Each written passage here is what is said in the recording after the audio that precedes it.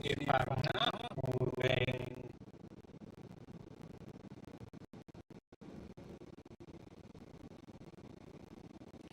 still getting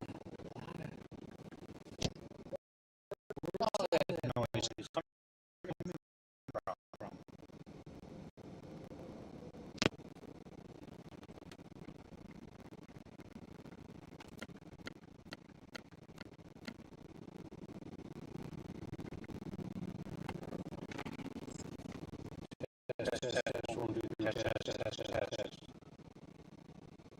Yeah, that's not even work. Why is it working? Yeah, it's working. I just have a lot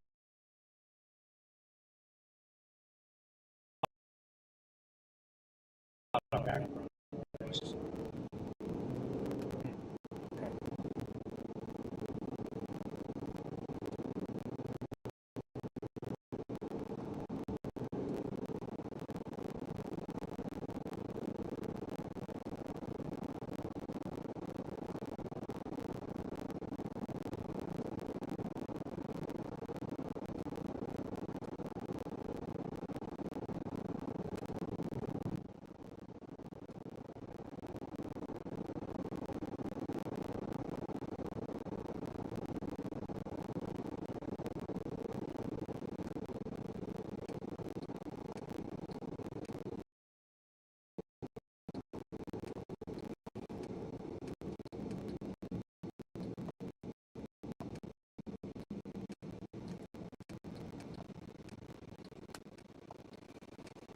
Test, test, test, test.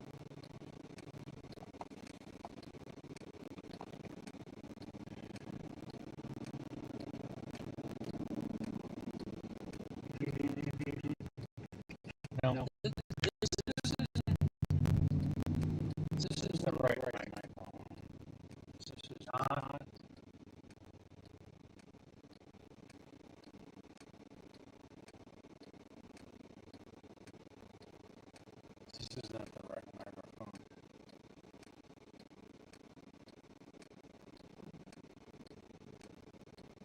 I'm not sure. Maybe it's picking up the laptop. There is a microphone in the actual laptop. Maybe that's right. Because if I plug this, I'm still getting noise. That's not the right microphone.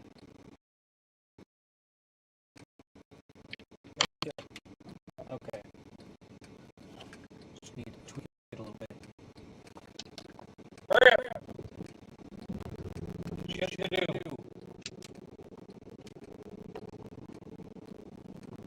Your ass out of the way. Fucking run over.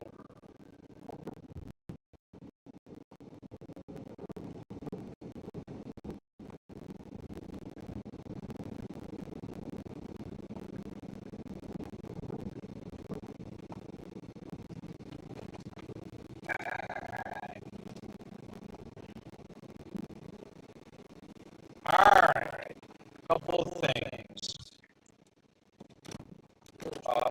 That is not the right microphone. That's is on, and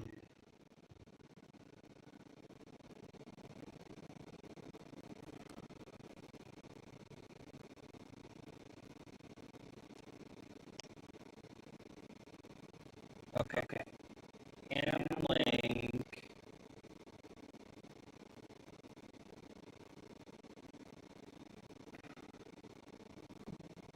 Laptop mic. That's what it says it is.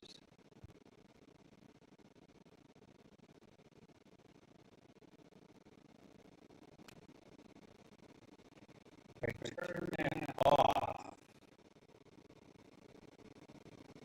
I'm still getting something. So what mic auxiliary? What is that? I feel like I need to mute it.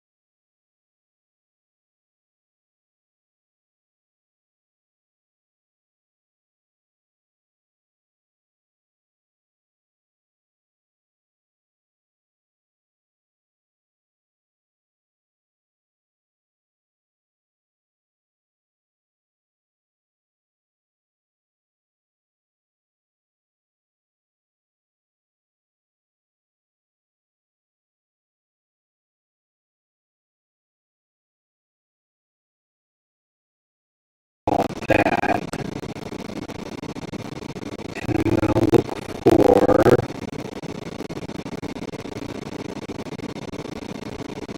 microphone array. This one.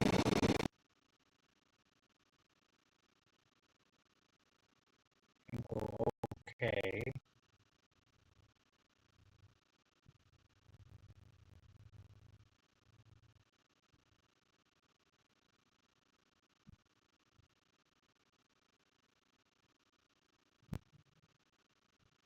Test, test, test. Test, test, test. Well, that's it. Okay. Okay. So if I push this back in,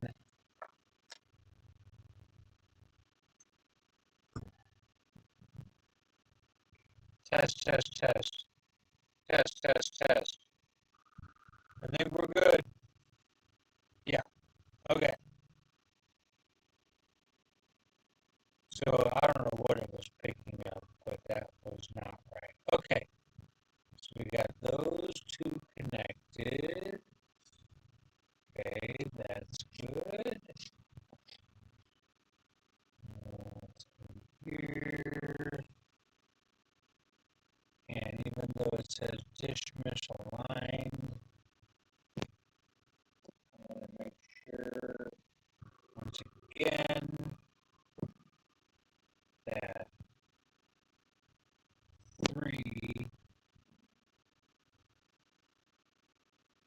is working.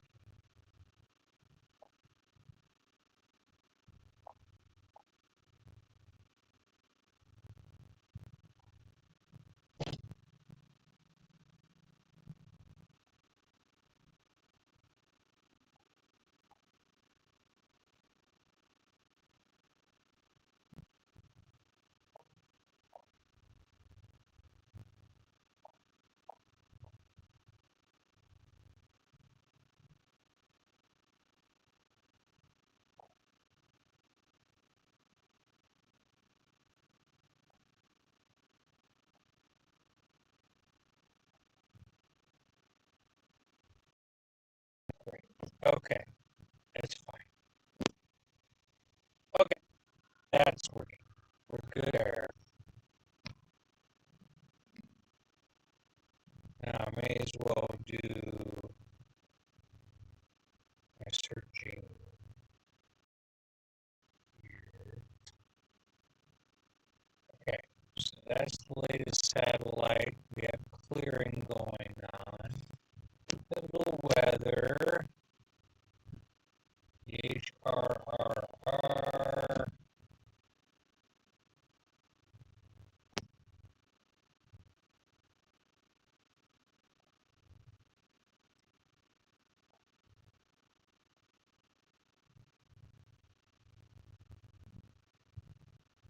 20Z.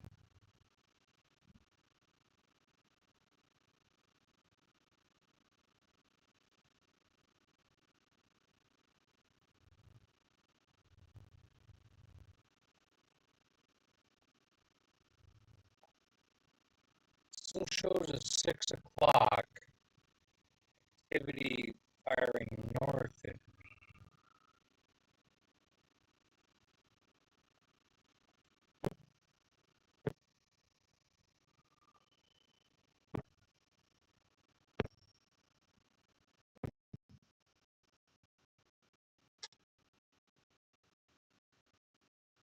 Okay, so to be clear, I am. What the fuck am I? I'm in Conway, which is the county with a chin. That one?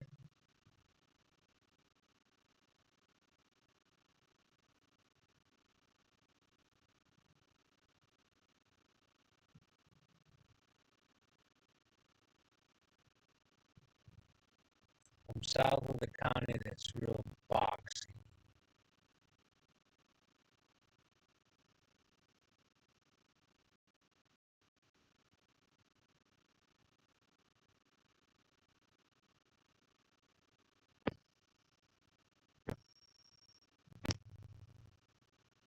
Yeah, county with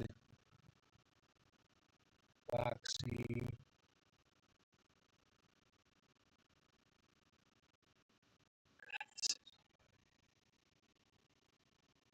Okay, I am south of where this activity is supposed to go.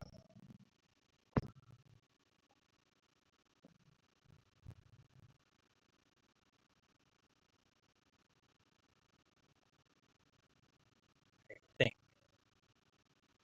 I wish I could tell you. It is so confusing.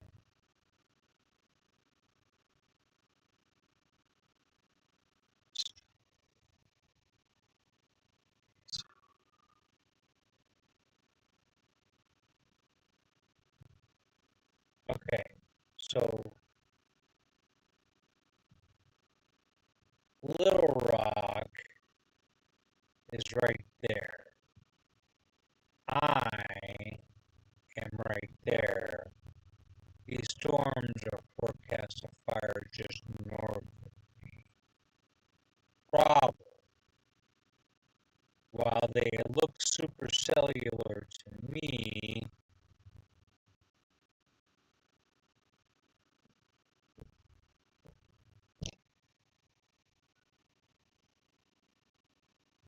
quick check of the sounding there. Yeah,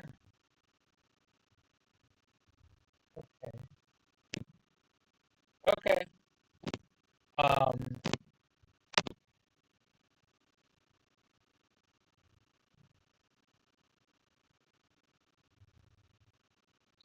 Options for going north if I have to, but going north is not a good option because those storms,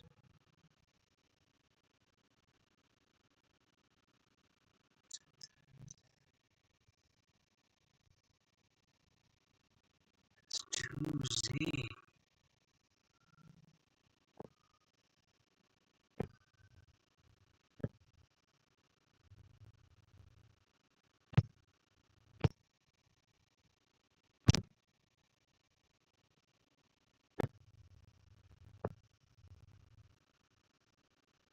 I mean, they don't even begin to get into what I call chaseable territory.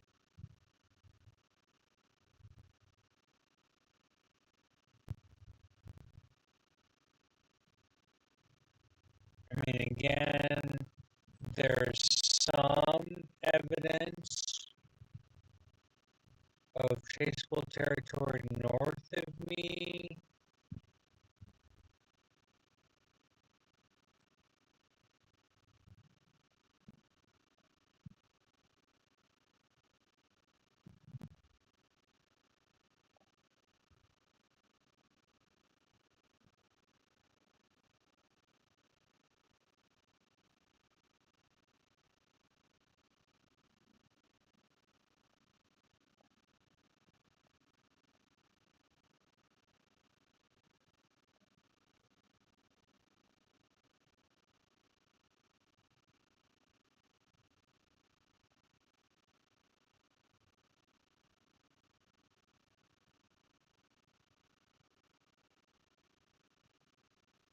And that helicity is horseshit right there, but gets better as those storms begin to move. So really, the only question for me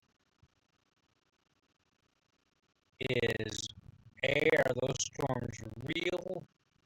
Are they actually going to form?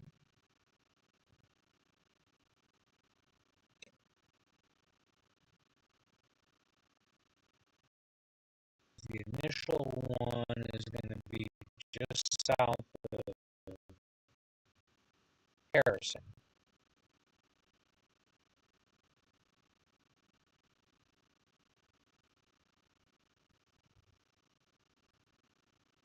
And it's going to slide east southeast with time. So it's going to go to around Heber Springs.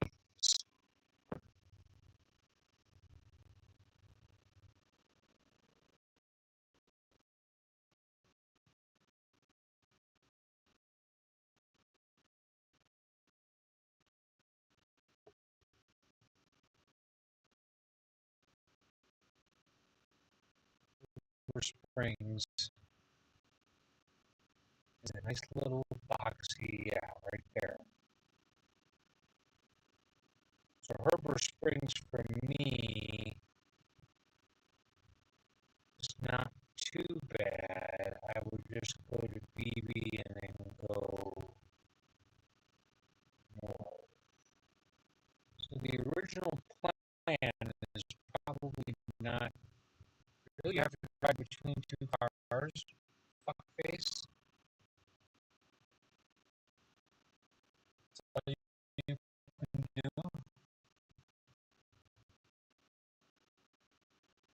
Okay.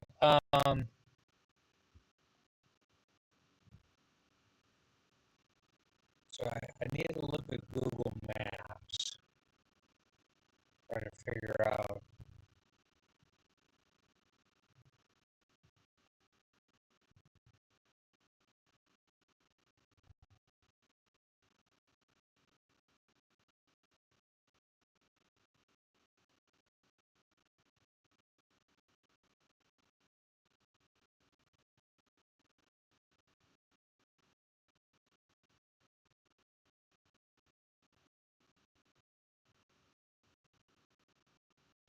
As it does go into increasingly better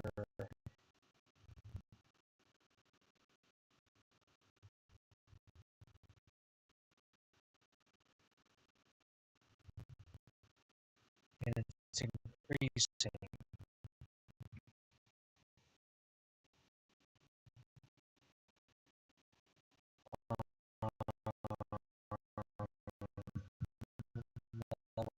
Lapse rates are still pretty steep.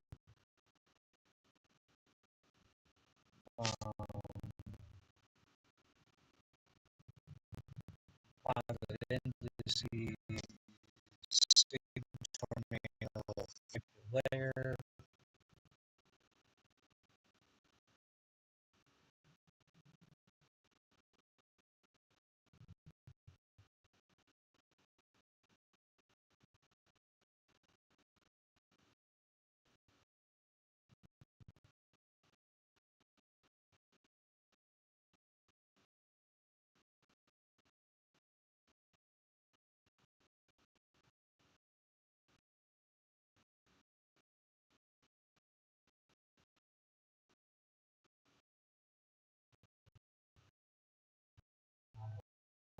south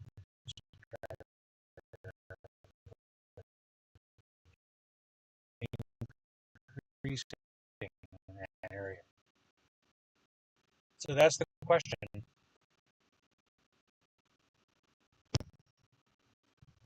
Do I follow that storm and all of its delinquencies? Do I wait on that stuff? That doesn't happen until 9 o'clock tonight. Meanwhile, that storm right there, I will have followed it all the way. So it seems like the plan seems like the plan would be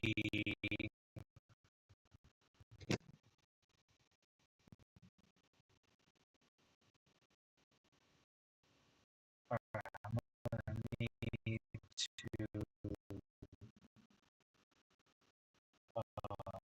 break this down.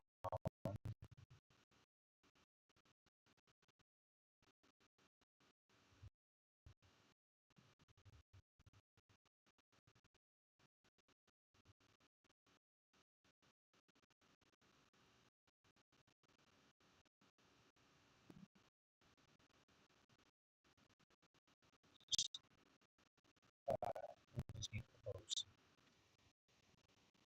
Close all. Can't figure it out. Okay. Maps.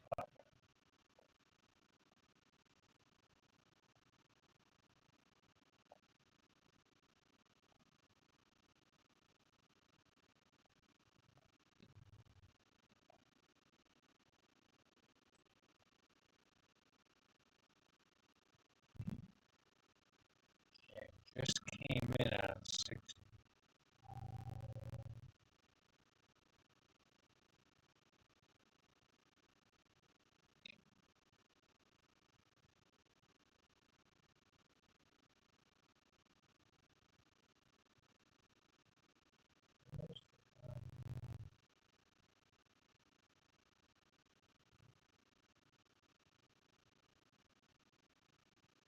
Highway takes me south. So I would want to go south on this road to whatever that is, 64, and then take 64 over to B. Okay. Then I would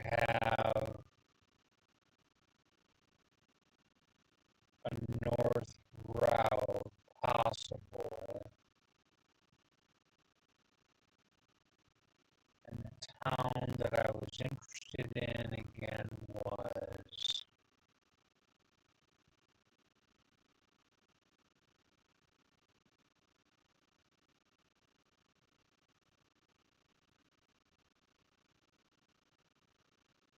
Mountain View, Batesville,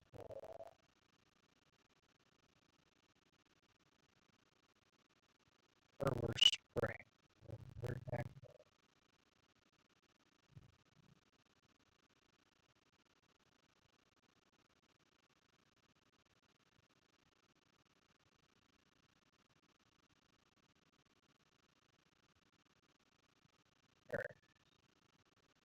River Spring.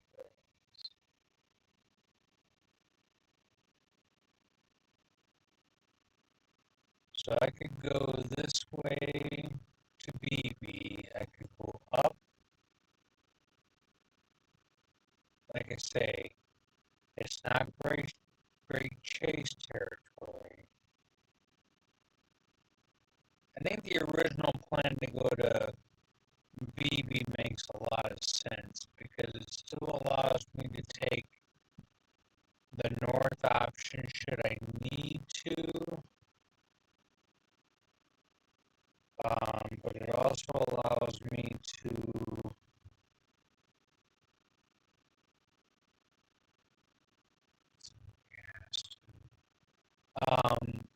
it also allows me to go southwest if I need to. I think BB is the next stop. If that storm fires, I can go up here and over. There are three highways that take me in that direction, although, yeah, that's just shitty, Jason. Then you get past over here, if I can get, you know, if I can get it to come over here before dark, we're going to be in business. But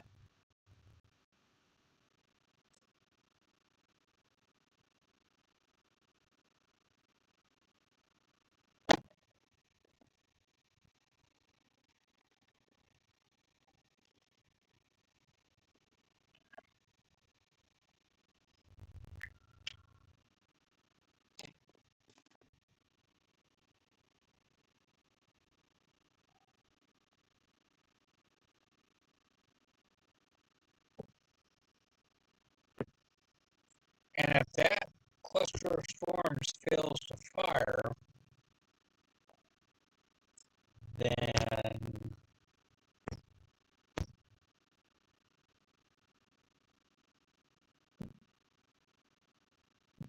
I got nothing. I may as well just go home because there's nothing.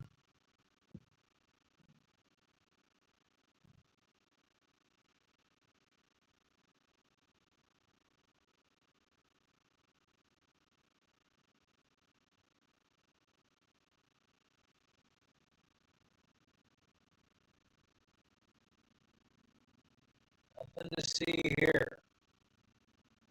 I have a feeling it'll be good, but I don't know. It looks like it's forming along the front.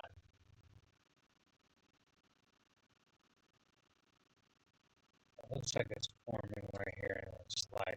So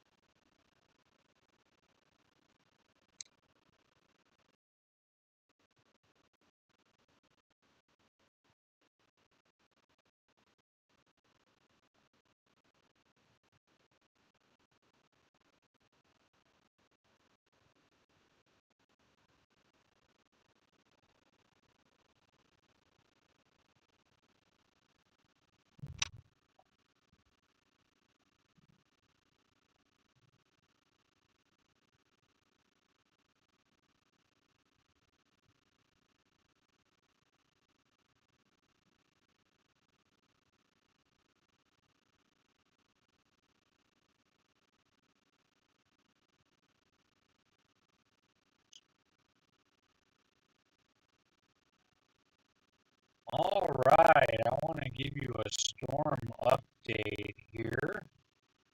I am sitting in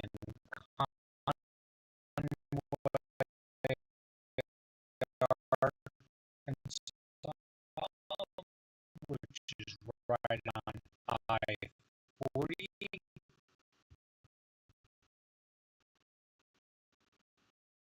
Not too far from Little Rock, just a little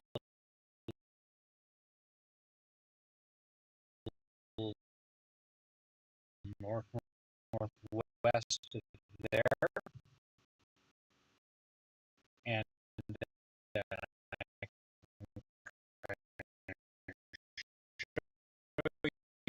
on the map right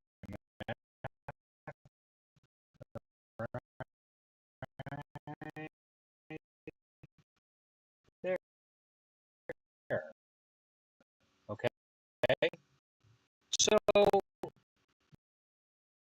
this is going to be a challenging chase.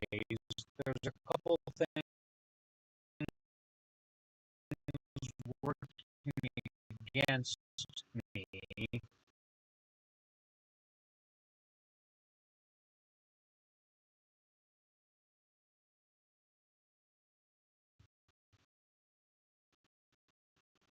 If a tornado is the goal, the chance of that is even not that high. And then we have some real timing with getting into chaseable terrain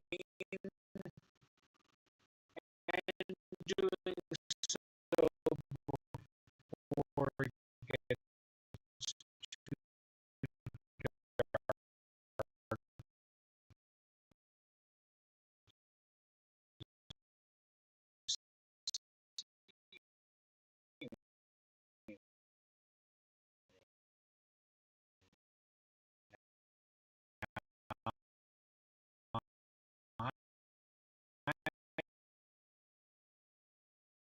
too I do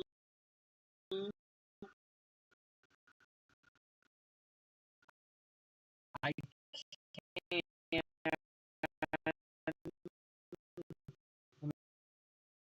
put that way. Chase,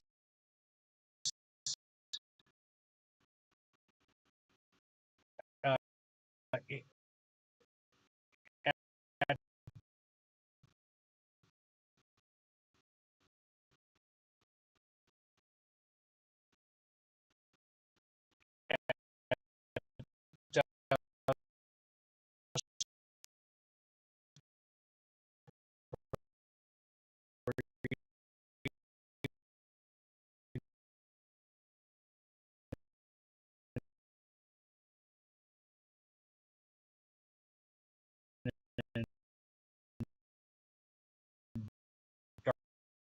dark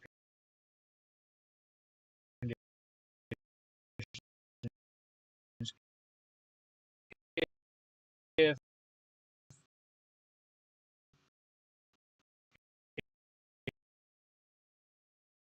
it's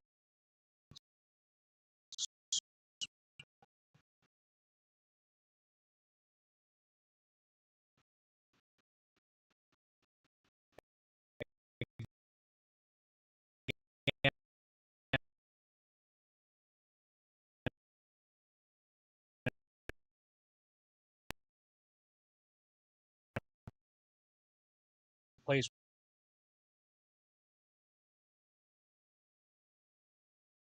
where I have good visibility and a good road network. If you look at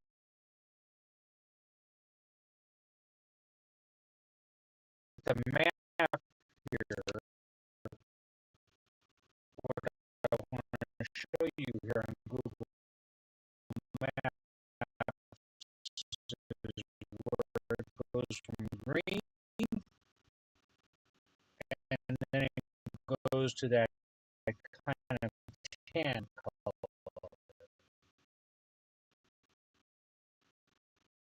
That is more chaseable territory,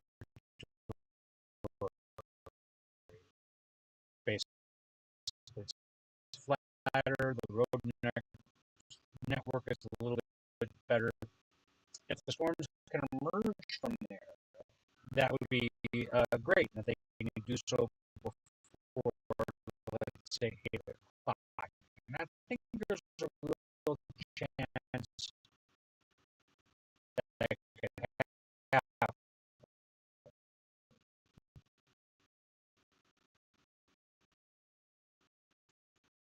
If we take a look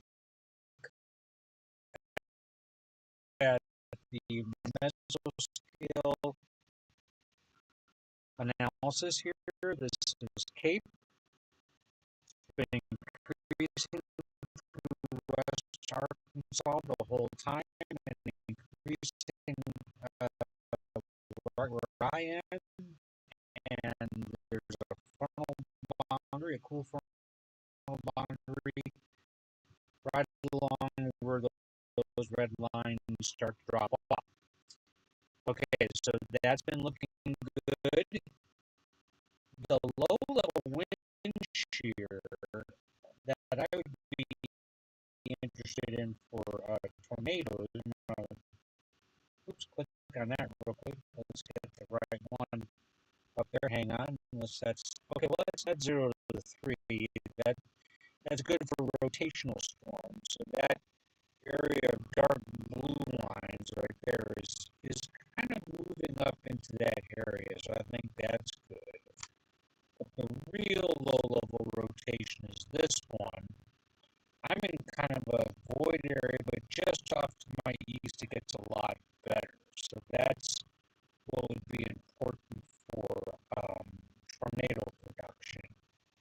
And as far as the basic surface fields, if we just look at moisture convergence, I'm going to show you that in a minute because that 15 maximum right there is where the models have been consistently showing that a storm will develop. Let's take a look at those. So here is a look at the latest HRRR. Let me back that up a little bit. Okay, so that right there is supposed to be valid at 6 p.m. So that storm right there has been showing up more or less within a county or two error consistently on all the runs. And if I move that through a little bit, you'll see it ends up right around just off to the north and east of me, right around Huber Springs. And if I advance that one more, that storm is just beginning to come out into an area that would be more chaseable, but the time on that is actually 8 o'clock. It'll be interesting.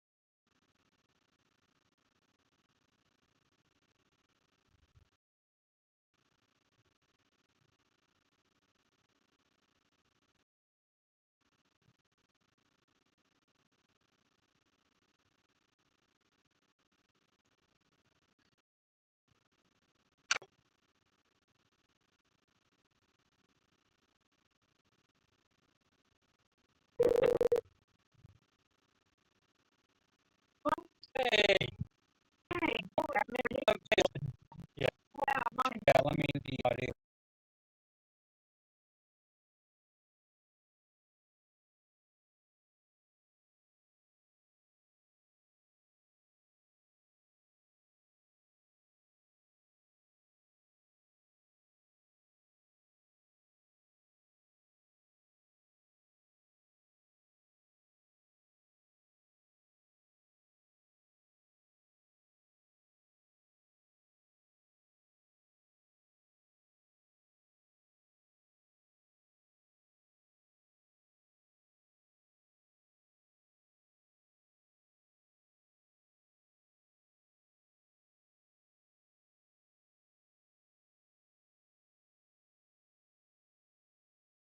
Audio on.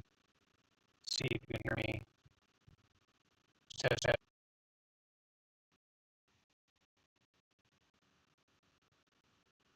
You're on the actual screen.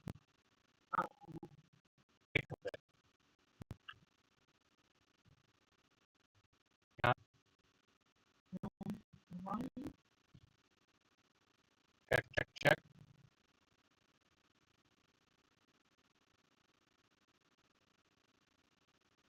No, no.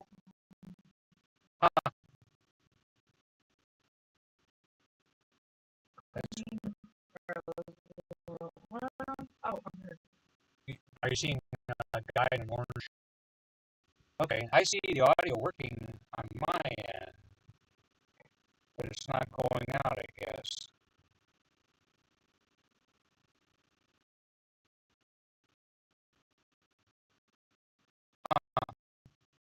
Okay.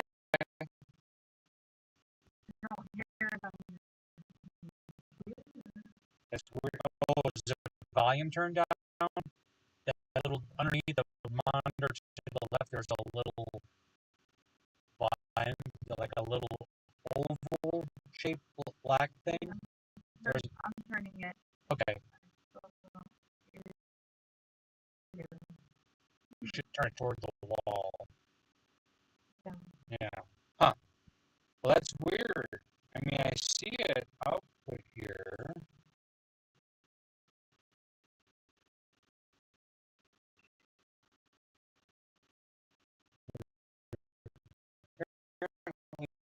It's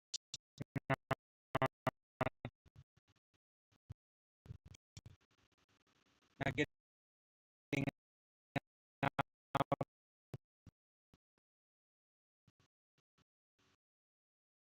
not getting to the stream.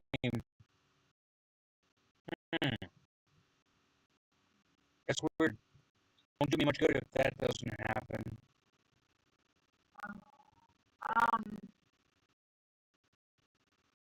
Desktop audio. I mean, there shouldn't be anything on your end that you need to change. I can try, if you don't mind hanging out for one more second. I can try finding my screen here. And I'm listening on this end, even though it seems weird to do that. Live.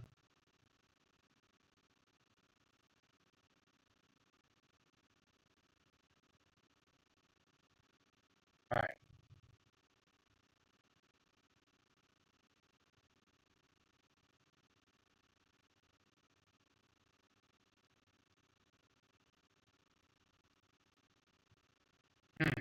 Okay.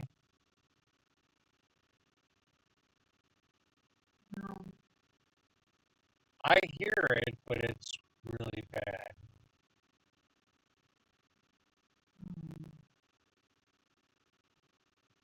Okay.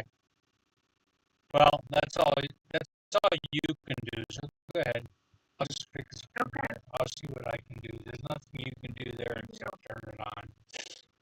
Okay. All right, maybe it'll work for you.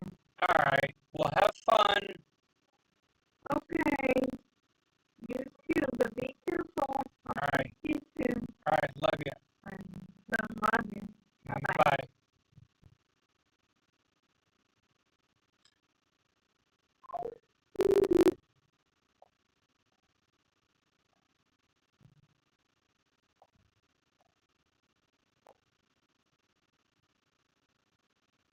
Alright, the link is the storm chase has started. And I gotta tell you, it's better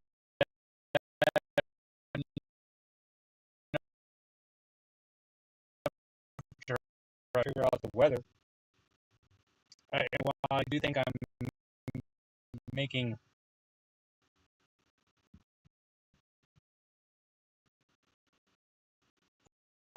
incremental changes in this, I still feel like there are some problems. Like for instance, the audio is not really up to snuff.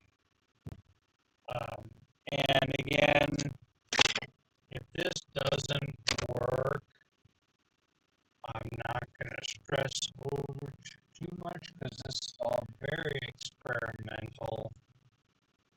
I recognize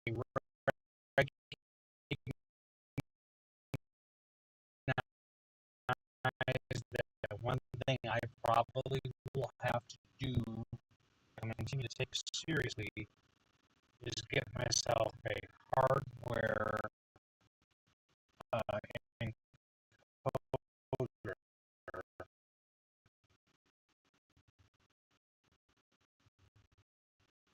Um,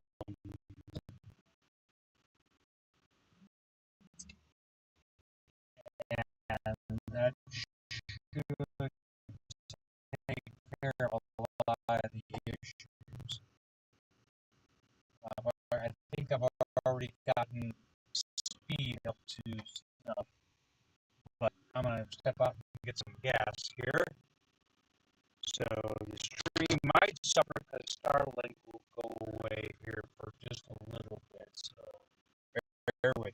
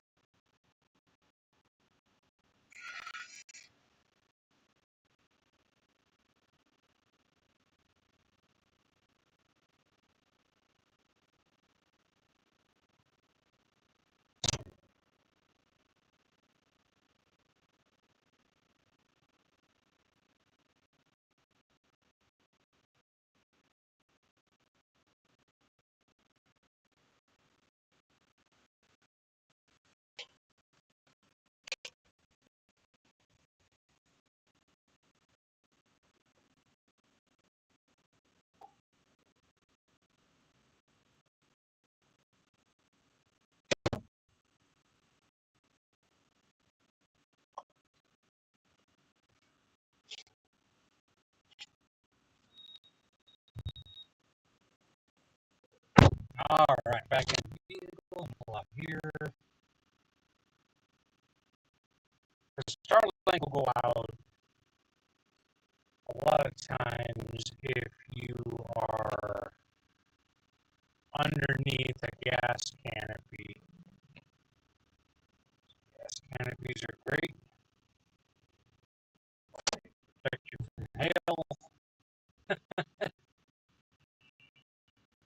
lynch,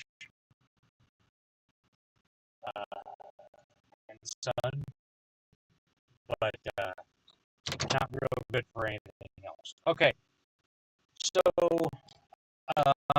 if you can hear me, great. I think I've been through the video part of this. I'm basically using an old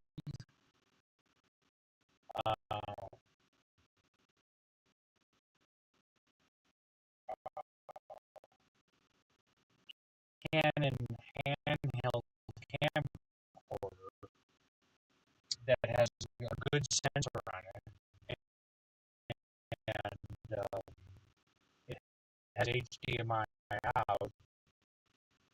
The microphone, however, is coming in through the laptop because the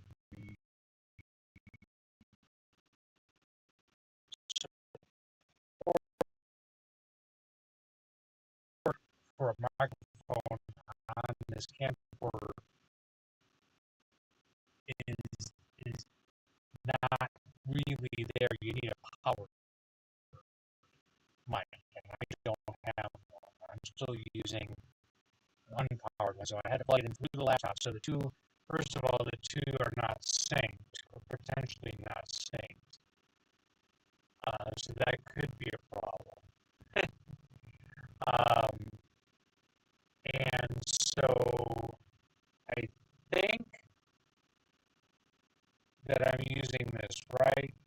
I could perform a test here and unplug it and plug it back in. I think, though, I got it right. So I don't, again, it's another nuance of streaming that the audio seems to be breaking up quite a bit. I don't know why. Video, I've done some testing. It's a lot better. I adjusted the bit rate, did some things, but it's a learning curve. I gotta tell you, streaming is not easy, and my hats off to all storm chasers who are able to pull this off rather successfully. I'm sure they have probably at least $1,000 more hardware than I do.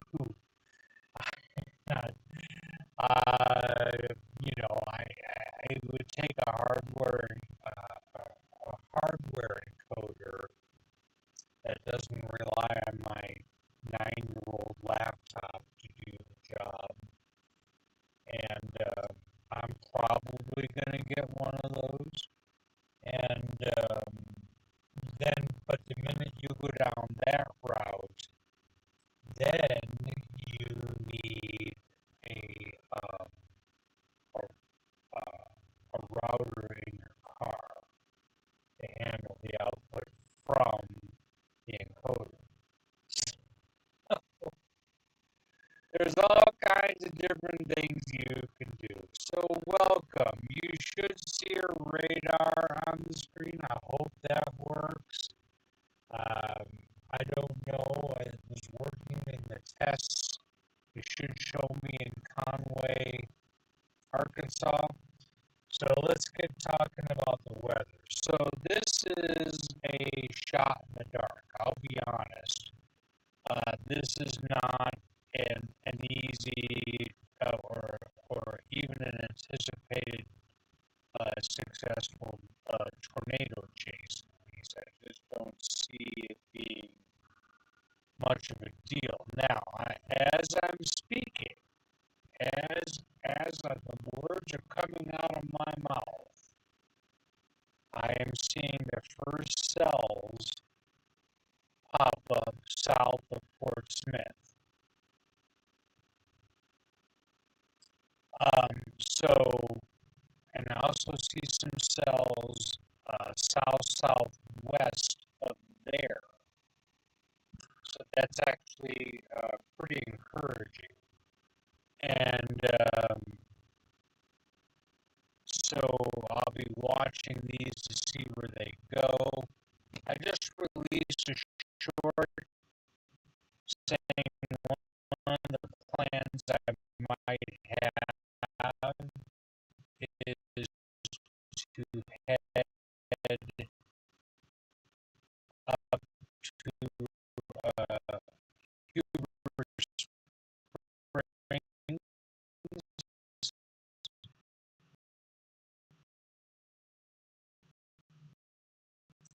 but now that I see this new activity, and that's the Little Rock radar, I'm going to switch to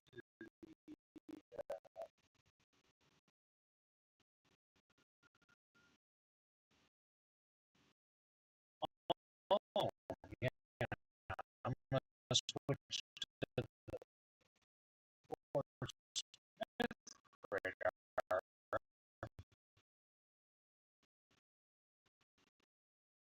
There's a nice little cell just west southwest of the radar and southwest of the actual city. A couple of cells and they are heading east northeast. So really, for me, it would probably behoove me, as they say. I had a meteorology professor at NIU, Northern Illinois University. His name is Dr. Raitan. Bless his heart, if he's still around, I don't know. I haven't checked. But he was a great teacher. But we would be studying dynamic meteorology, which is not easy, by the way. You, at a bare minimum, you have to have at least a moderate understanding of differential equations to even get through that class. Having said that, he would say this all the time. He would say it would behoove the student to study this vector diagram or whatever we were talking about to try to understand dynamic meteorology. Anyway, I just where I got the word long story. So let me, I'm going to go to here and I want to activate. This is all me just talking in the background. So I have a setting in my car. Oh, they just issued them. So this is timing pretty well. They just issued a mesoscale discussion for the area. We're right smack dab where that thunderstorm is forming, where it's tracking. This storm is in the middle of the mesoscale discussion. I'm not kidding you. It's almost like the SPC was waiting for something to happen, anything. And it did. So they'll probably issue. They might go with the tornado watch on that because some of the profiles are looking pretty good, especially after dark. There was a lot of curvature and the low level wind speeds were increasing. So, that's good. So I'm sitting in the middle of the mesoscale discussion, east-west wise, and a little bit on the southern end of it, basically. So I'm actually poised to, if those are the thunderstorms that are my choice, right now I would go up the I-40 corridor. I would go to Russellville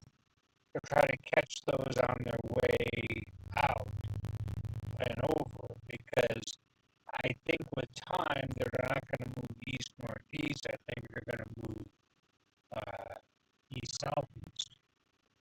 But let me get some radars called up here because I'm not sure that I've actually, yeah.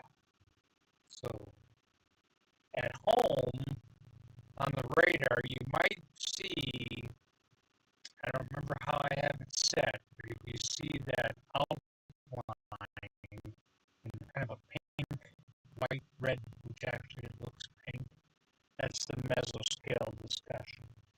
So I'm going to go ahead and read that. There's only one out there. Wait, there's two. There's one down in Texas. So let's go ahead and read that. 80% chance of a watch that will be issued. Tornado threat is expected to develop early this evening across parts of north central Arkansas. Large hail and severe wind gusts possible. Weather watch, 80% chance of a tornado watch.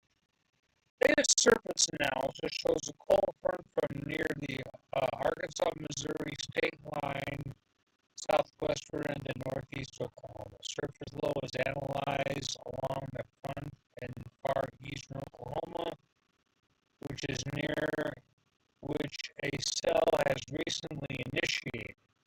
I think they were waiting for that cell to initiate.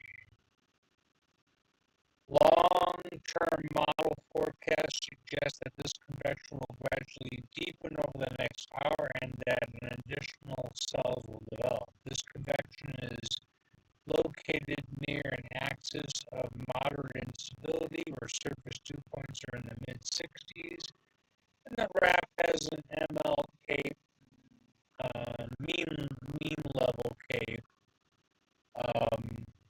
in the 1,000 to 1,500 range. Instability is forecast to increase across central and northern Arkansas over the next couple of hours. In addition, the wind profile at Fort Smith. So radars have the ability to sense the wind profiles. Usually we use radio sons or sounding data to indicate if there's turning within the atmosphere. Radar can actually point straight up enough to make that determination by watching how particles move, and they can actually put out a wind analysis right over the radar site. They cannot, however, put out a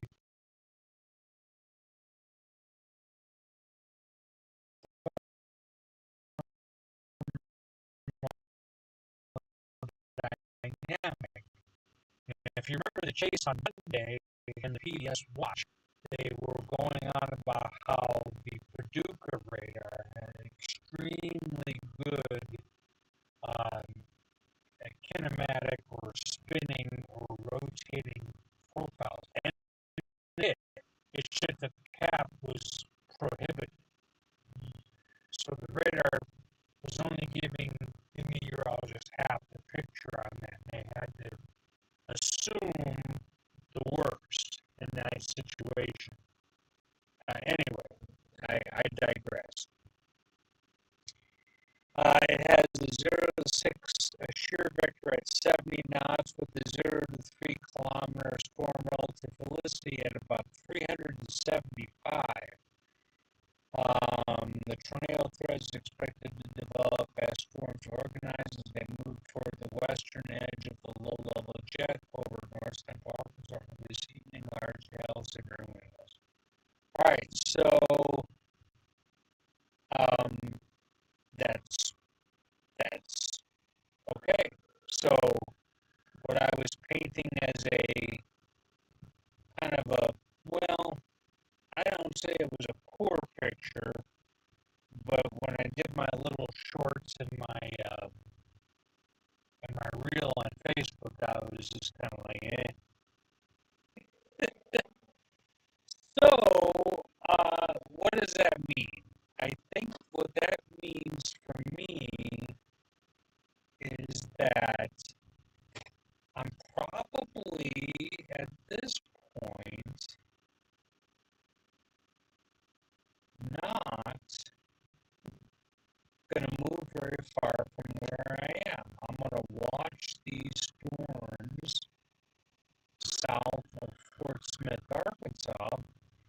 and see what they do, because I would be poised to intercept them in an area um, right along I-40, which has moderate visibility. I mean, there's a national forest north and south of I-40. But if these storms were to cross near Ozark, Paris, Clarksville, even Russellville, there would be a little bit better chance of me seeing something if they were to develop. So probably with a full tank of gas and the stream already started, I probably will get on I-40 here and change my plan a little bit. I'm going with what I see, and if something develops more to the north, like I was thinking, and I have to go to Huber Springs or in that area, that's what I'll do. So we'll just have to watch it. So anyway, that's the report. Again, I'm not sure how many people are actually hearing me, but I'm hoping you can at least see the feed. I'm hoping you can at least see the feed. Okay, there we go. I don't know. I make sure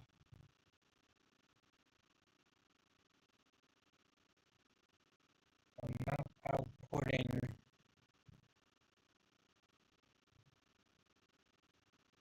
any other audio that I do not want out. I don't think I am. And these are just feed questions, meteorology questions. Okay, it looks like I'm doing the best job I can with the audio. From everything looks like it's metering correctly here, but it must have something to do with how I'm encoding it or what I'm doing. I don't know. But yeah, I'm probably going to leave the Walmart parking lot and go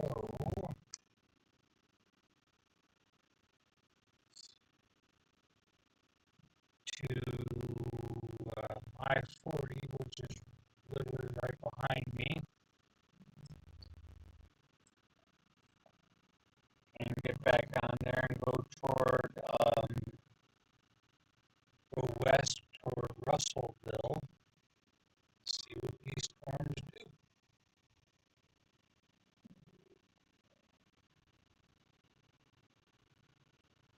Just joining the feed, welcome again. I appreciate everyone's diligence watching it. If my audio's not coming through, I'm sorry about that. Because it seemed like in testing it was kind of garbled. But I hope I've made improvements on the actual video part.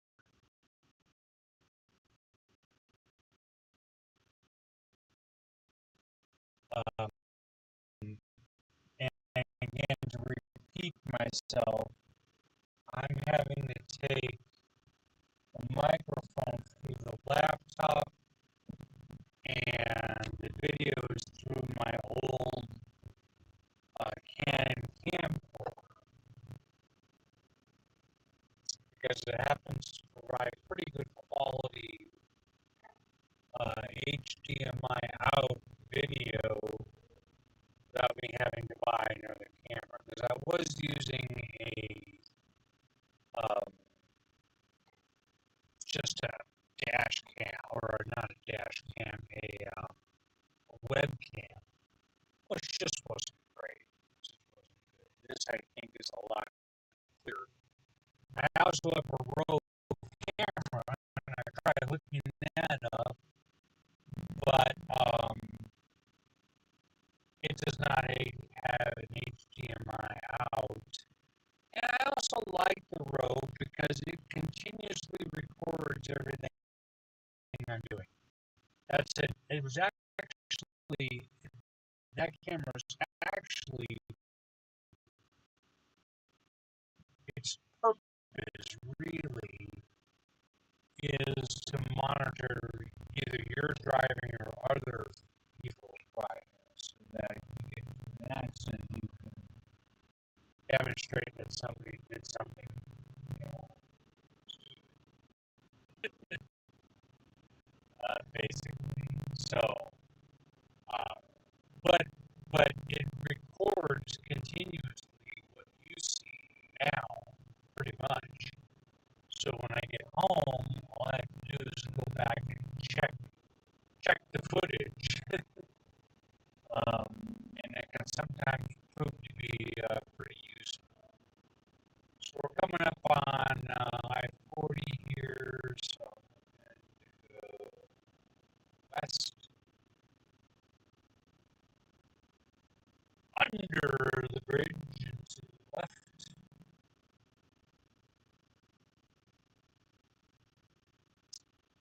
This is the ninth storm chase that I've had so far this year. And a person might ask, have you seen a tornado? And the answer is yes, I did. It lasted about 30 seconds. It literally formed in the 30 seconds it took me to reposition from point A to point B. And by the time I got stopped, and got out my video camera or anything, phone, whatever I think I grabbed my phone, it was already gone, and it was pretty far away and kind of hazy. So I saw while I was driving to my left, and I'm like, I gotta stop. And I didn't, so the whole thing took 30 seconds. And again, by the time I stopped, it was done. And even if I had grabbed my camera, I probably would have had to work really hard to show you that there was even a tornado there. It didn't last long, it never reformed. And so yes, I have seen a tornado, and I was on a pretty incredible supercell, I think the week before that, that was really, really good. It had good structure. It produced a tornado at first, never produced another one after that. So, a successful, you know, seeing a tornado, at least on experience level, I'll be honest, it's not my problem. I think my problem is more making road choices that are correct. Um, so, you know, that's probably hindering me more than anything else.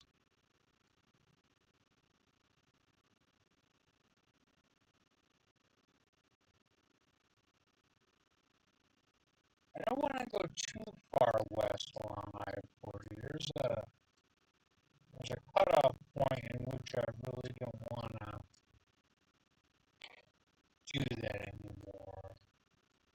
And I think that'd be right around Russellville or Clarksville.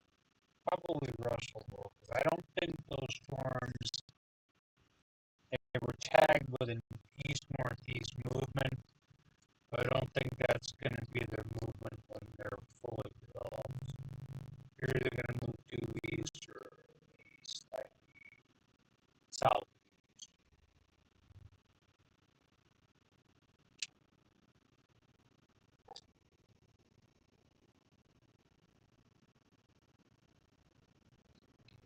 So I anticipate a tornado watch will be issued here pretty soon.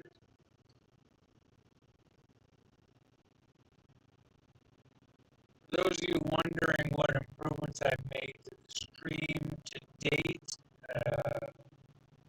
what I have done is I have, through a lot of trial and error, I have Starlink and basically a hotspot on my phone for us. Okay, so at first, my first was to try to use just the phone with not great. Then last year I bought a Starlink that seemed to get better. Now I will tell you, Starlinks, if you're thinking about using one, they will fade heavy. So if you're in a heavy thunderstorm, they're done. That was a problem. um, and then it was all last year. I literally took a chase, went to bed up in the middle of the night. So I went to ChatGPT and I said, is there a way of combining? Didn't it seemed like I remember seeing something that would take, you had two different data streams, combining them together to get the best of both worlds. And that program is called Speedify. So I got a subscription to Speedify, tried using that. Then I covered that Starlink. I was throwing Starlink up in my sunroof, which means it stops something coming in the actual glass. But my son pointed out his issues. So that does hit the Stolen segment. So I said, okay. So then I got myself a magnet helmet. I saw some from the roof. I didn't even know how to hardwire Starlink with Ethernet right into my laptop. So I did that. But believe it or not, when I purchased it, it does not have an Ethernet connection. It doesn't have a LAN connection. So I just kept buying it. So I had to buy an adapter to make sure I could get that signal. So that works. Then I discovered that it's not too hard to tether your hotspot via USB directly to your machines, plus getting Speedify to combine what are essentially now two into a cohesive thing. I was able to experience, I can say I'm consistently above 10 megabits per second, but more than I used to, and occasionally I get up over 20. Okay, so that's where we stand with the streaming. And then I made some tweaks, with bit rate, latency, um, resolution screen, like that. All these things are worthy of adjustment, and I've been tweaking it. And so I go out on these test runs, and so that's been fun. Yeah, here, I don't know if you can see that, but looks like we have more sunshine coming up west of us here. So if those storms are feeding into that, it's a good thing. I'm probably going to go as far as Russellville, paper run here, and stop and reevaluate. You're joining me. You may be able to see where I am, hopefully on the screen. Pushing right out. I'm on I-40, going roughly west toward Clarksville. Clarksville is kind of in the peak of where the road kind of curves and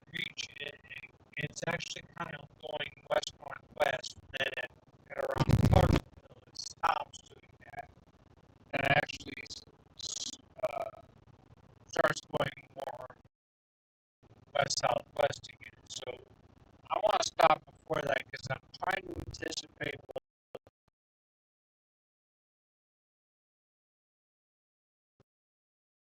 those more south they're doing. Like, I don't think they're going to go east, but that's why I'm going to hedge my bets and stop a little bit. And see. Now, I don't know if you can see, but this road is lined with trees. It's definitely not an Oklahoma square grid road system. Not even close. So this increases the failure rate because it just makes you really have to think about your road networks and you have to think harder about where you want to end up. There's a lot more anticipation of where the storms are going to go. So there's less room for error when your road network is very limited and you have hills and trees.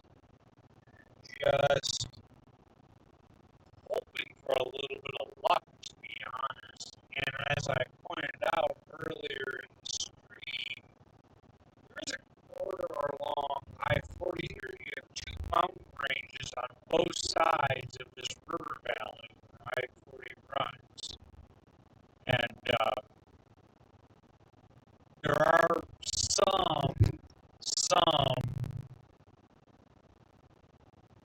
reasonably chaseable areas in there. Some. Not great, but better than any point north or south.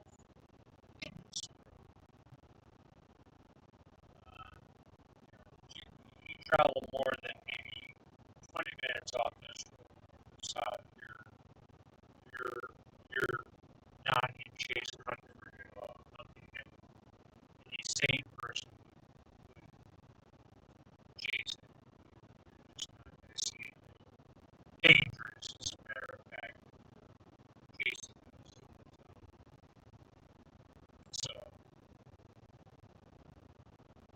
anyway, that's the thinking on that.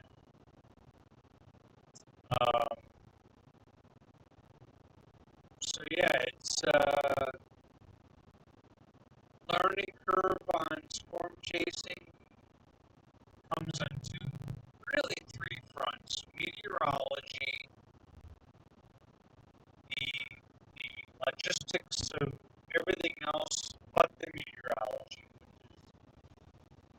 terrain and roads and all that, and then there's the actual streaming. No one says I have to stream. It's not a requirement.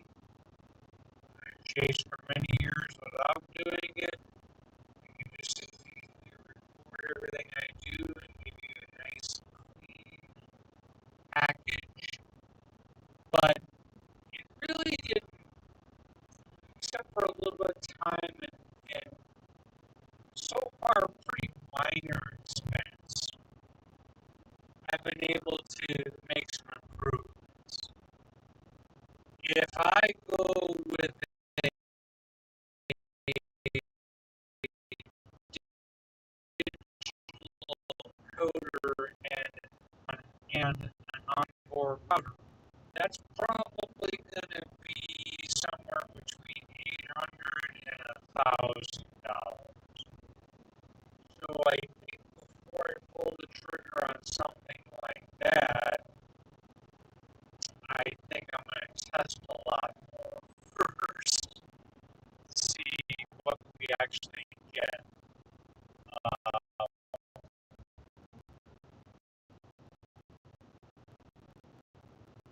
So I don't know. I think having a hardware encoder would help clean up the stream before you get a send. Because I've got to believe that the that's included in OBS is probably okay, but it's making a 9-year-old laptop work very, very hard. And I think it probably would benefit from upgrading.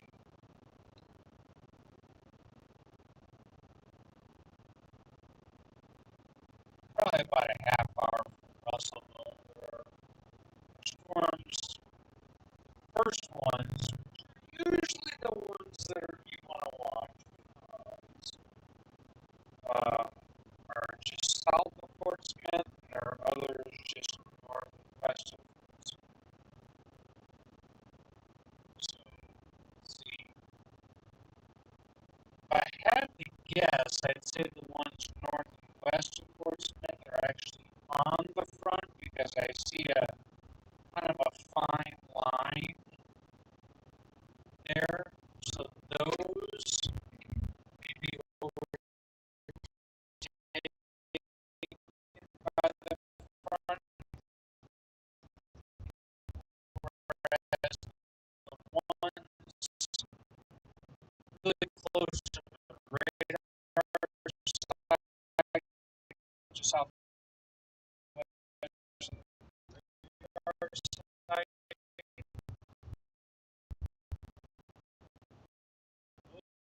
those I think are a little bit more clear.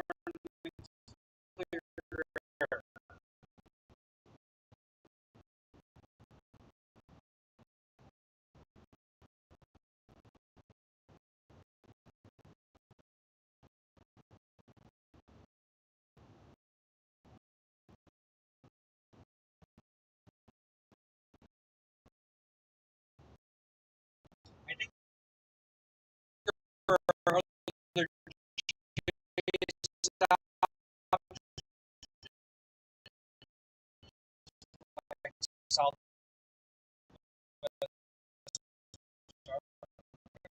Arkansas, another chase stop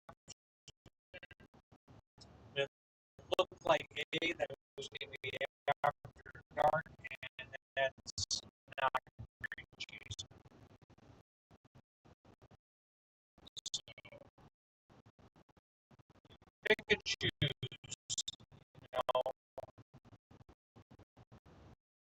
That was definitely not a place I can go change my mind. It's done.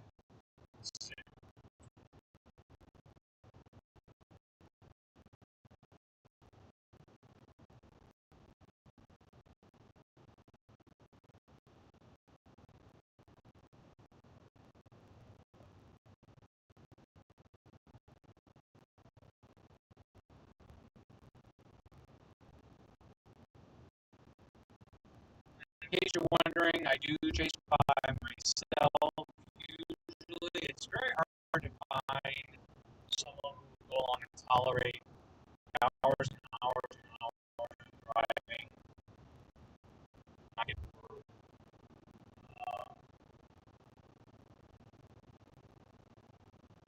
Not working.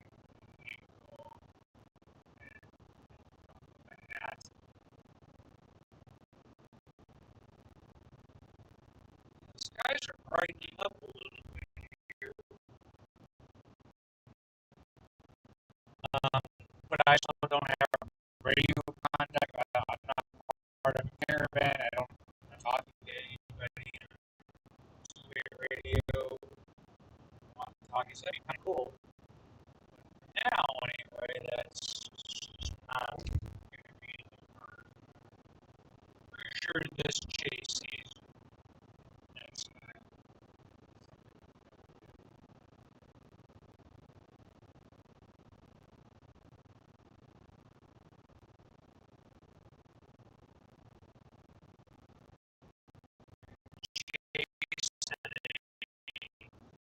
2011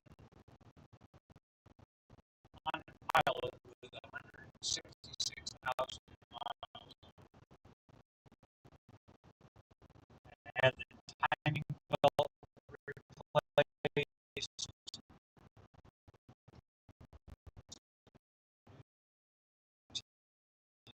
tires,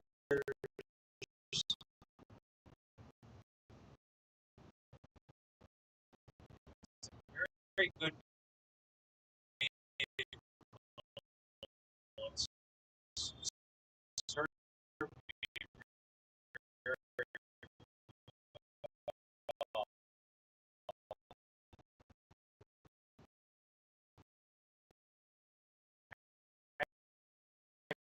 Actually, being that old, what was that, 15 years old? It's actually pretty good mileage. I felt like I was pushing my luck by not uh, getting the timing belt chased. In fact, I think I was tens of thousands. Most people recommend me that, so I just bit the bullet and had it. So I can see, I don't know if you guys can see, looks to be some animal tops starting with some of those cells. Although they're not developing on radar like, passionately, I would say they're still hitting their head on a little bit of a gap.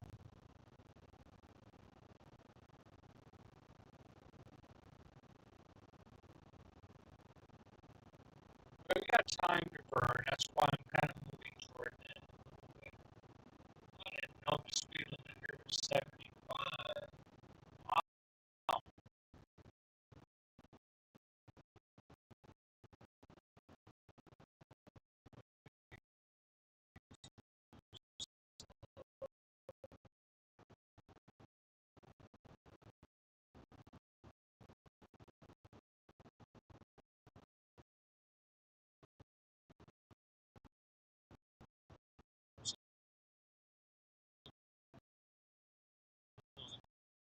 Half hour away, less than my 75 to 80.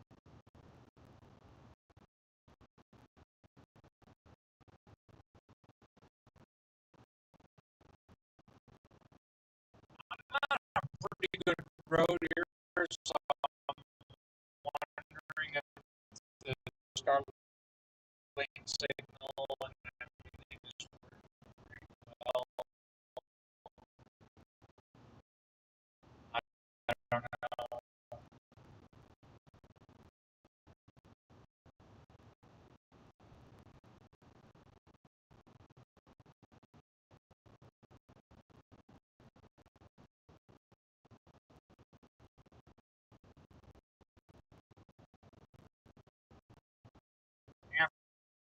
After today, I'm probably going to chase for a while. I don't see many opportunities coming my way. In Texas, seeing some signs that maybe the front range of the Rockies might be something, but I'm not so sure about that.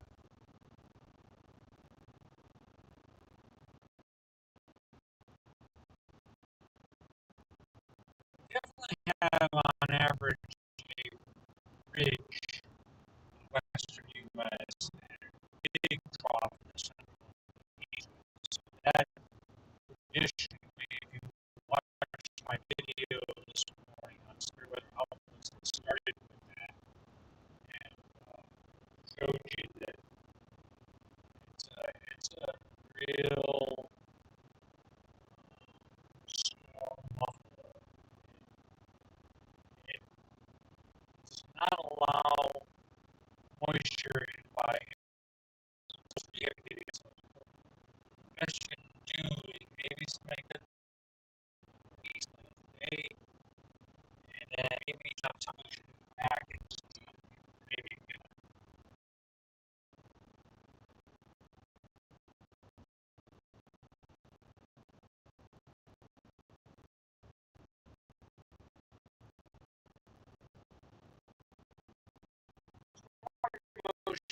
not too fast. Um, this mid-range actually sure is particularly figuring out not really sports like Genesis. So it doesn't really get low-level winds doing what they're supposed or level jet that's supposed to kick in discussion.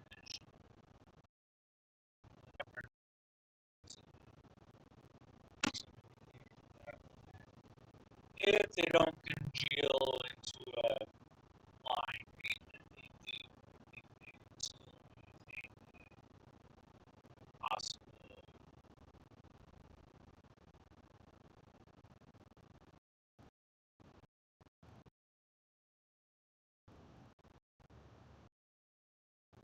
If you've ever chased your head on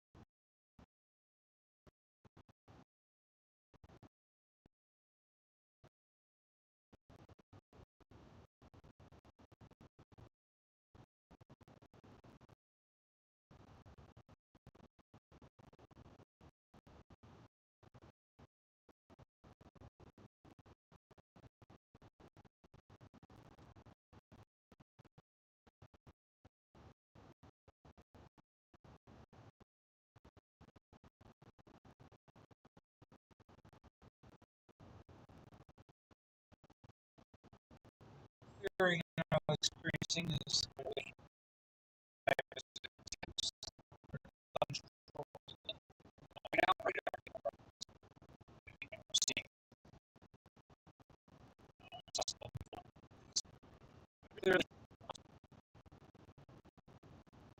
not on to want to make a general comment that you know is let me name 3 years old. What you really were your best year. That's a little tricky. I said I think this one's and also bring a video of my name long ago, and YouTube just decided to take that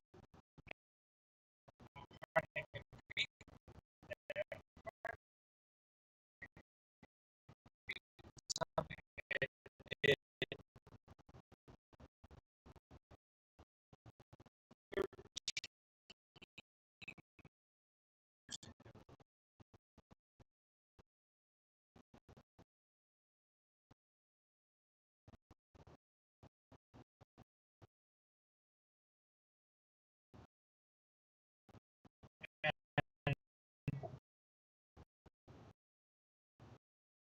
I don't know.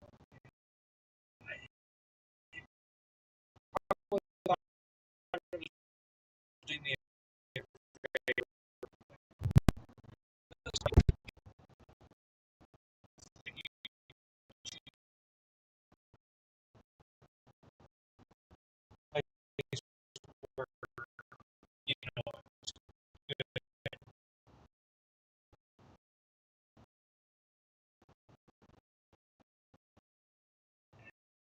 and I said that on the other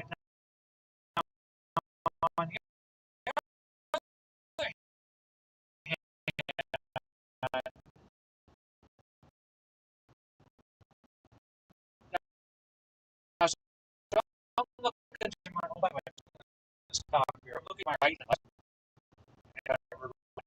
So there's not any roads. That's why I think something were to come along here. Are west. You're right. Although these storms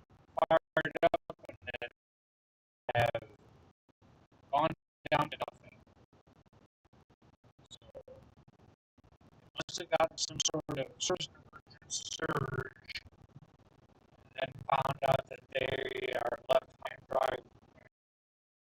That's one of these ones shit.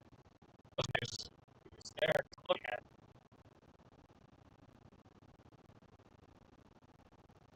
But anyway, Facebook is something at times. And when I was on TV, it changed its name at one point for a long time to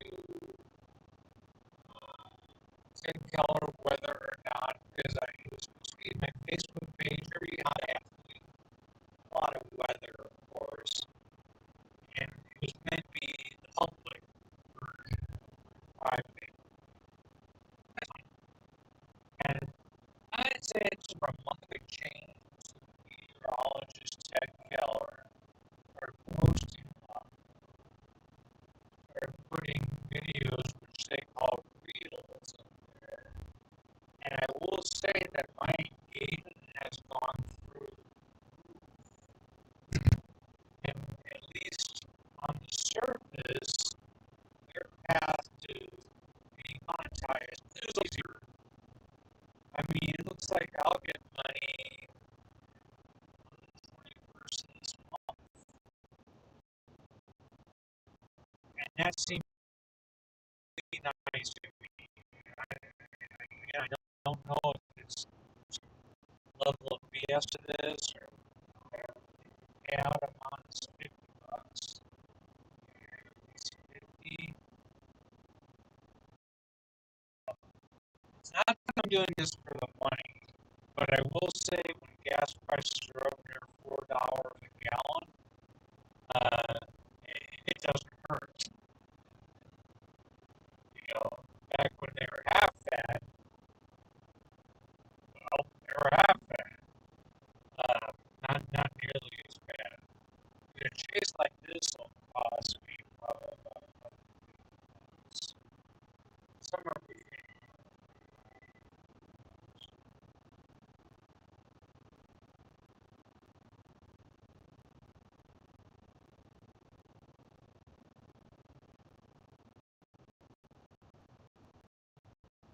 Yeah, yeah, right left me flat, maybe not devoid of tree, decent flat.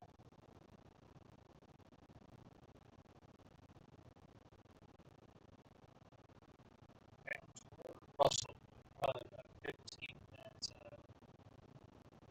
Still going really slow considering the speed of the 75. So that'll a little bit here. I'm in no particular hurry.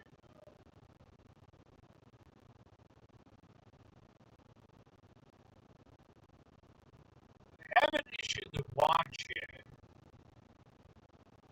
Maybe they're kind of biting their fingernails as they see it. Oh, well, if those thunderstorms don't make it, here goes the whole premise of what we're trying to talk about here.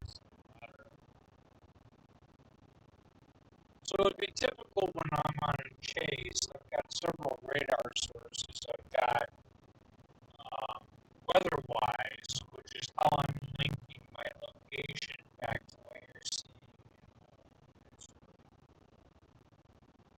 It has to be up on my phone because I'm actually using desktop weather-wise at home, which has one positive thing about that is it doesn't take. It's right there where my fiber.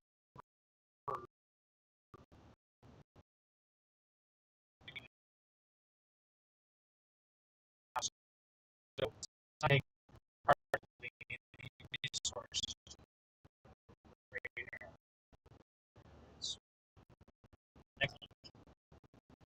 Whereas in the car here, if I try to put a radar in my OBS connection, like this morning has to do. That's one radar I look at. And then I my old standby is radar scope. So right now I'm looking at 2 and 6. Common for me to have 2 radars. So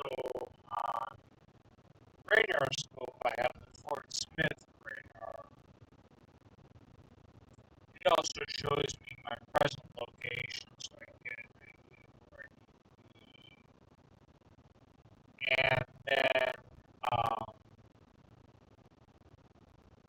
And then that's the Fort Smith radar.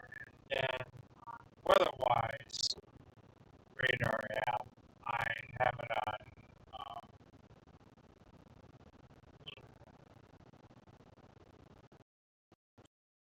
So I kind of see what's going on. Maybe Southwest a little bit. Why? I'm not sure why I want to look at that because I don't think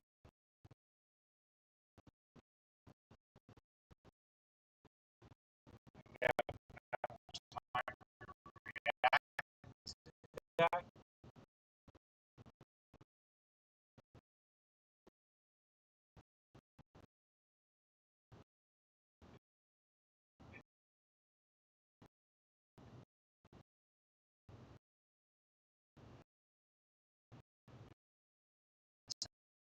I mean, where to have, but let's see.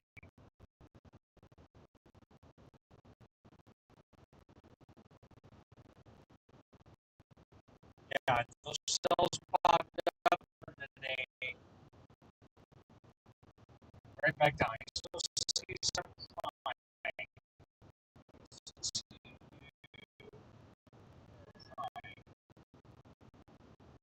My theory is that they formed along front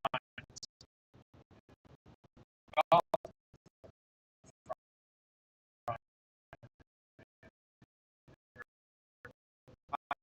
finding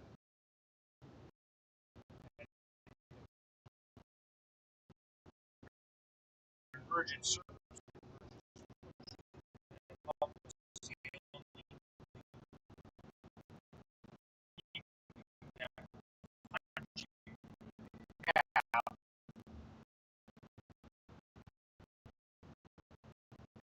Now that they drifted off, and they're like, ah,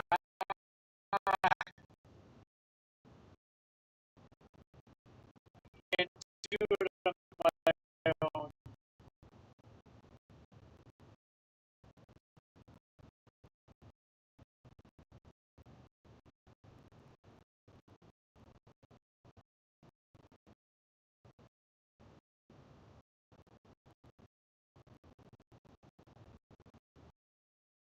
I'm pretty much smack dab in the middle. Latest stuff. Don't have any watch there.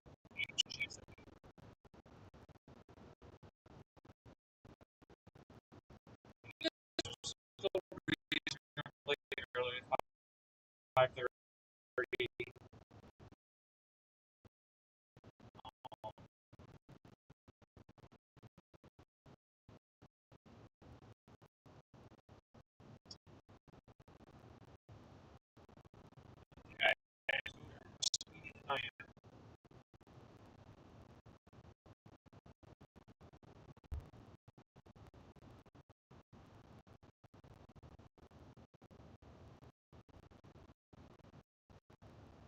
Have to go on face stream. I have a feeling I'm streaming the video just fine. I'm having an audio issue.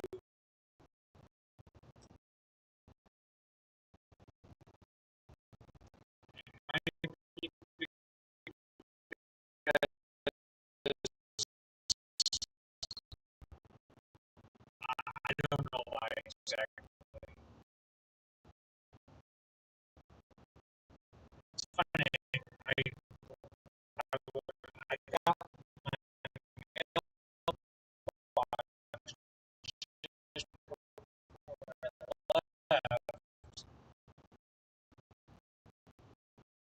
Um, the battery power version of what I'm using against my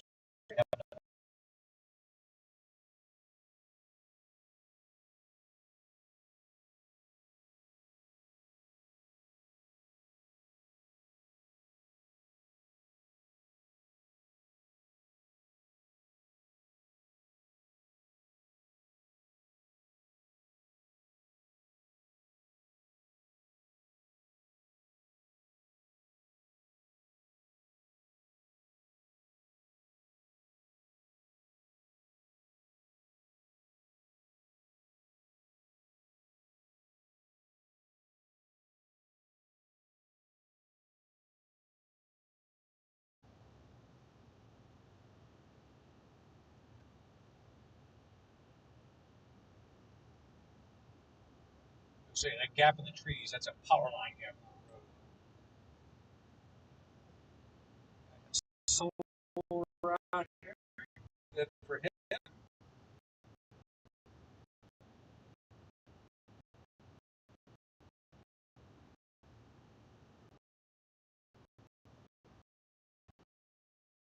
maybe right here. I mean, you could have I'm not set up to feed the drone directly into my output.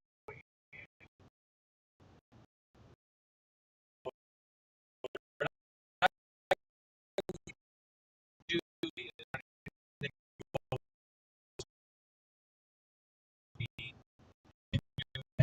in my out so wouldn't be a software. We're taking my I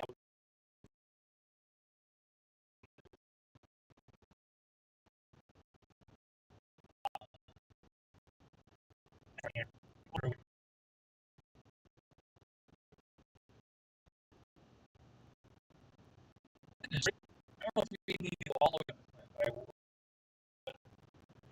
I proceed on this greatly depends on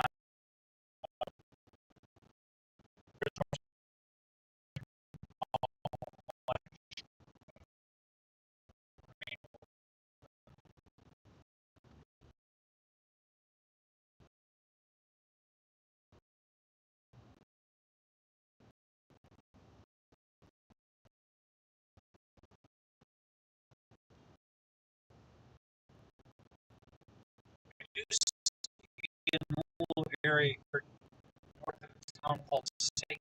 Vincent, shows that the land is less wooded. So that might be something.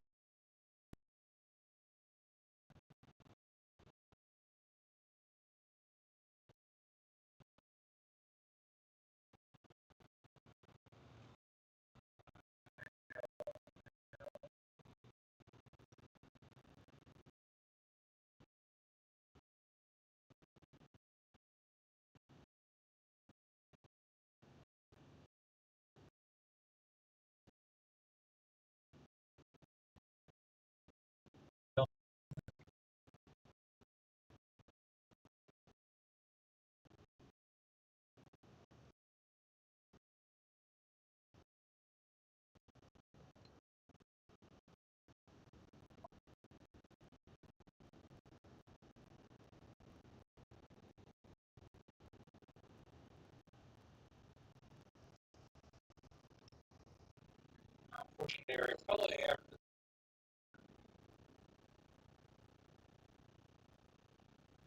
this would be like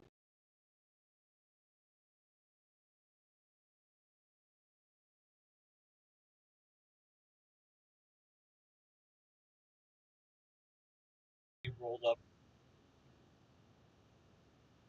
barley over there. It could be that this area exists because it was one of the few areas that they farmed.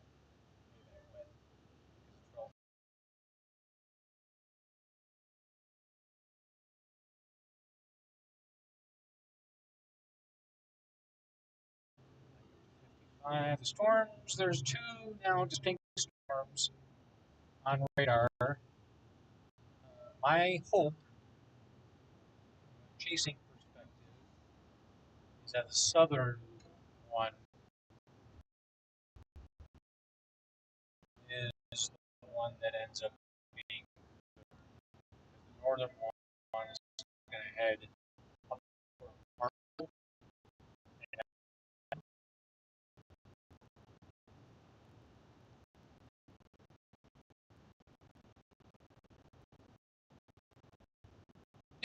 Yeah, so it does open here a little bit. You can kind of see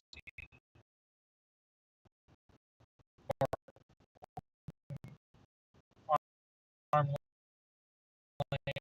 here. This next town is called Wonderview. See, that's my theory. My theory is that a guy named Satan and somebody else, so someone was egotistical, named their town, and someone was more, what are we doing? Look around. I don't know if you got it. Gosh, how this comedy gets out of it. Anyway,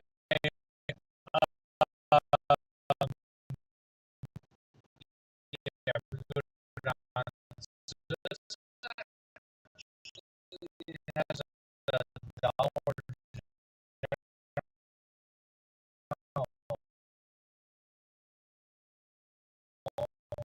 to me. You'd think that's a big deal, but in my travels, Dollar Generals actually don't go in town. They do. Like you most like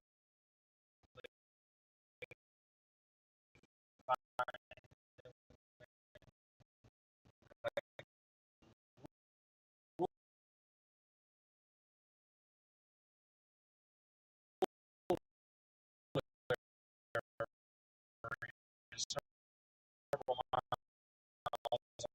out of any town. They just buy the land cheaper.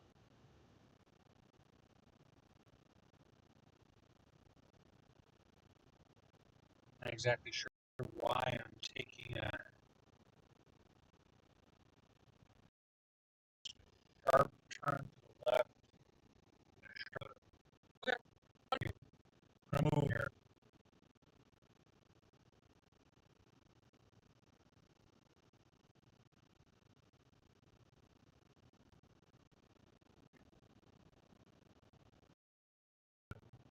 U-shaped detour, and we're gonna get back into G right north of. Oh, okay. See that on the screen? Look at that.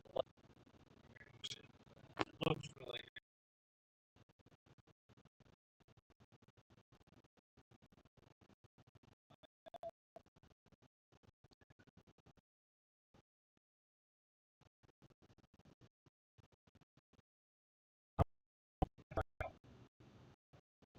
That's cool. Let's see how. Okay. Back to the north. Now start getting a little more complicated and curvy. A lot.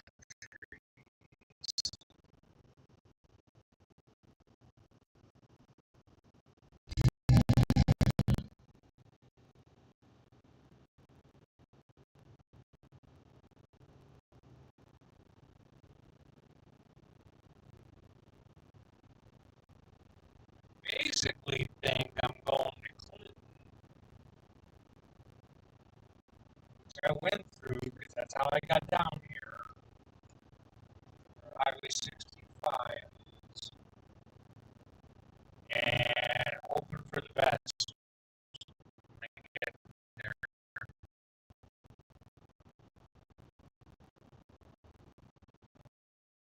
Land usage around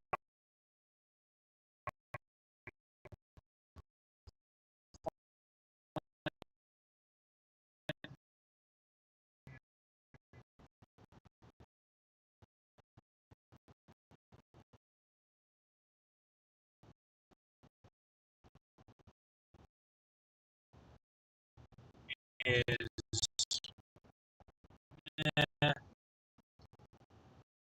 not great. I mean, look, it's good only because they cleared it up.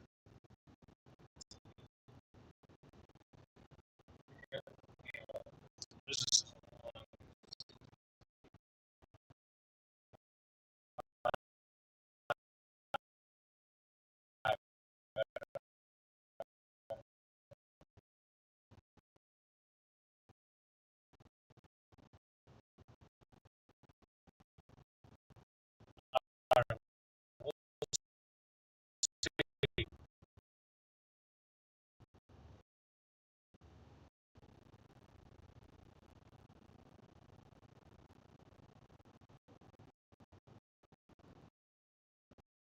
it is by far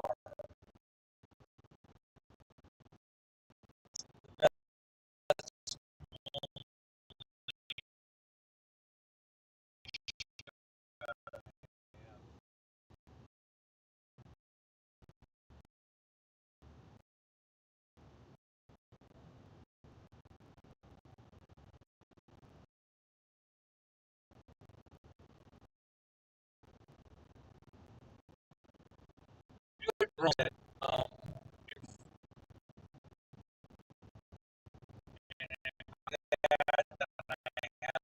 take it off the tether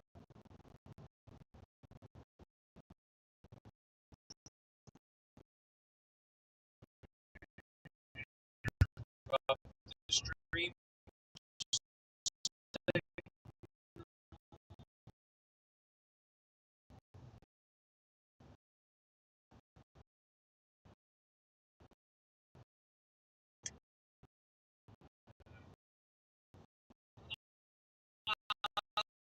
Probably do that unless I knew that Starlink was working pretty well.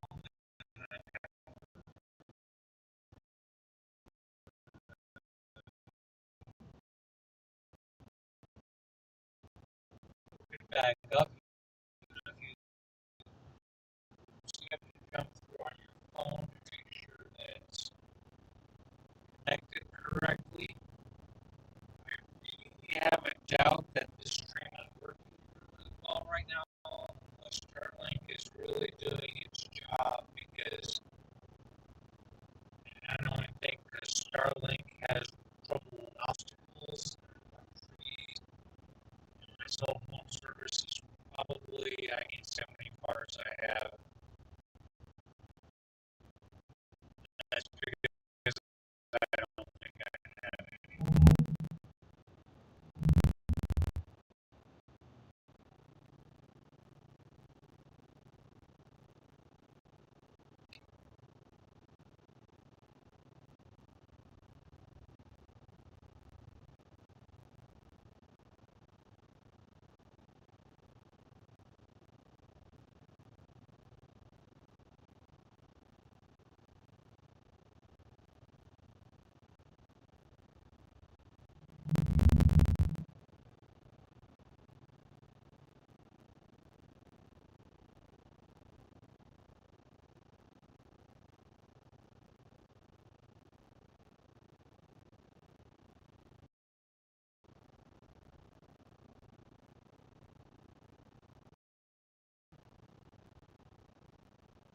off to my west, you see the darkening signs of razor hand storms.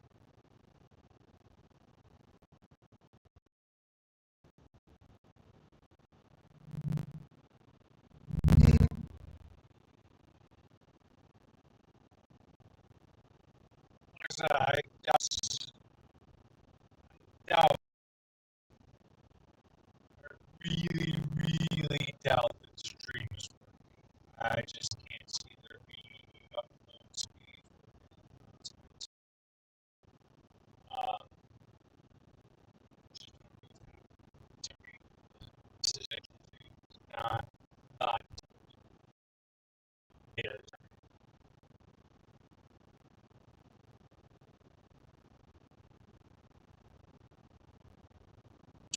But I have to keep talking as if it is,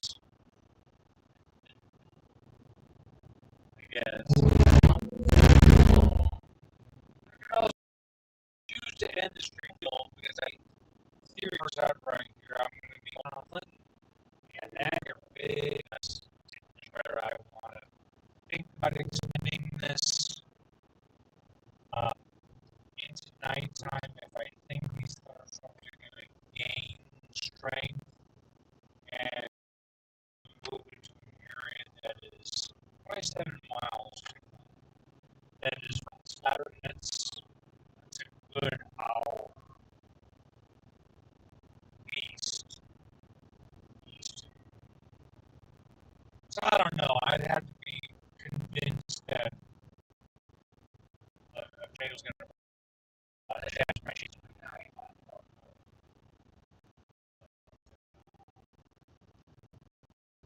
It's not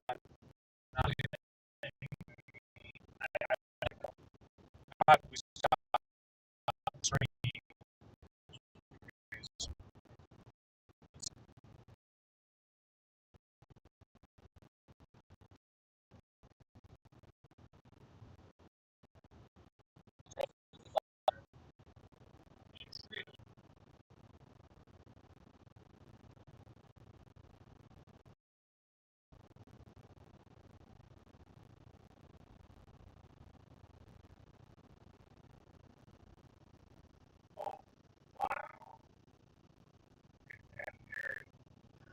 Pretty. I will say it's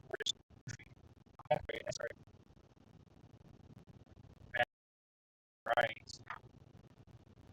Pretty cool.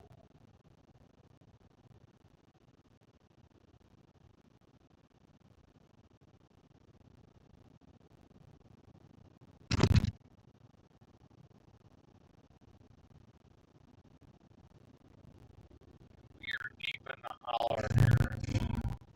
If I weren't, if I would not consider taking this if I were actually in active pursuit of the storm, which was 5 miles away from me. I just don't. I mean, I might. I'd have to be. I'd have to be convinced that I could turn around real quick. This way. I don't know.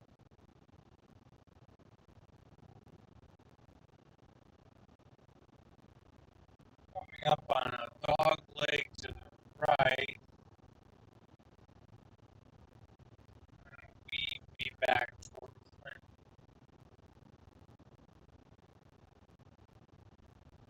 There might be some spots that open up along there. I'm gonna have to do kind of a vector analysis and see this is where I need to go. I don't want to be there. 25 miles away. Cleveland.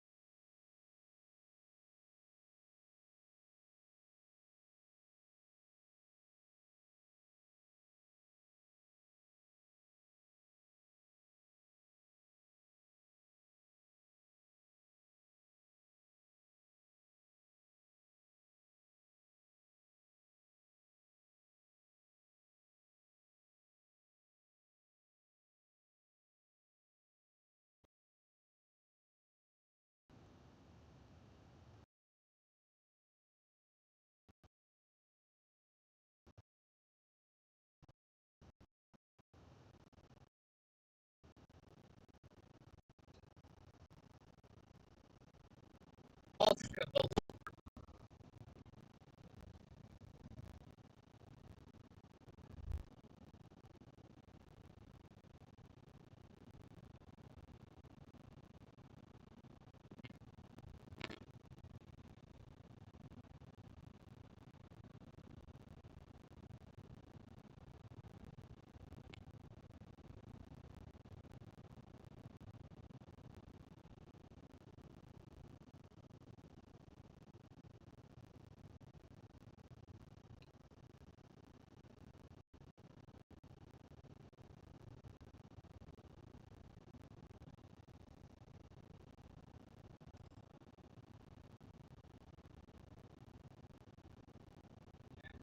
up on Walnut Road.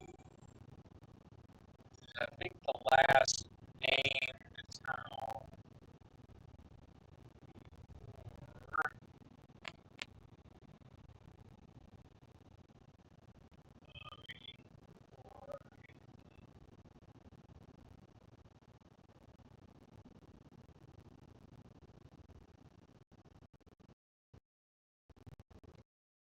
We had two cars.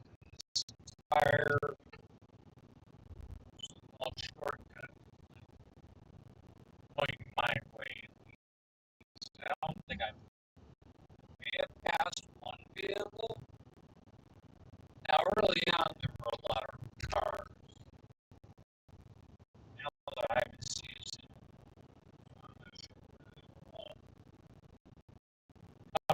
coming from.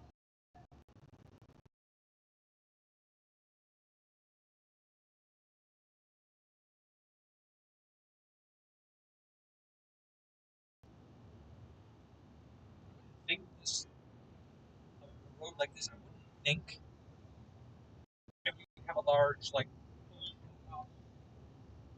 uh, mostly because I don't think it's traveled.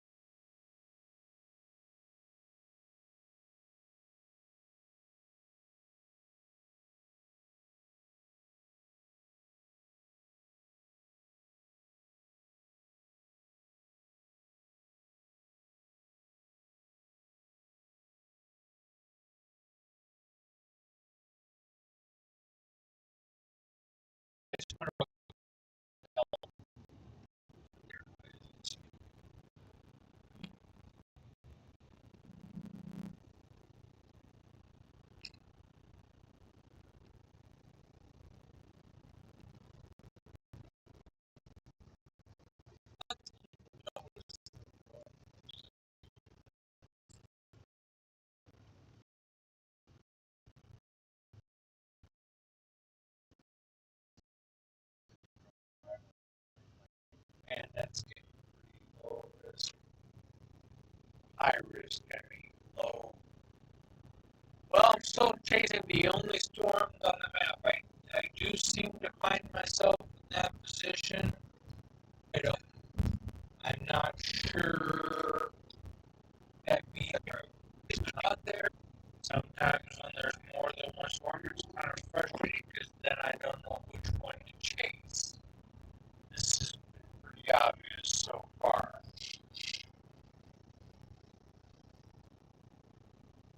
Storm is a real linear piece. There is another storm forming southwest of it, though. It seems to be a little more isolated. Again, I have no apparatus of any way, no road gets me closer to that storm.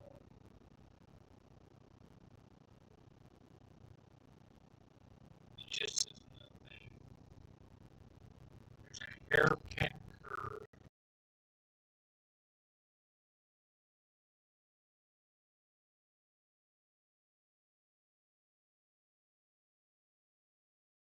This battlefield. Looks like those cows would fall off a cliff to me, but I guess they know better. And we are really in the middle of nowhere. Wow.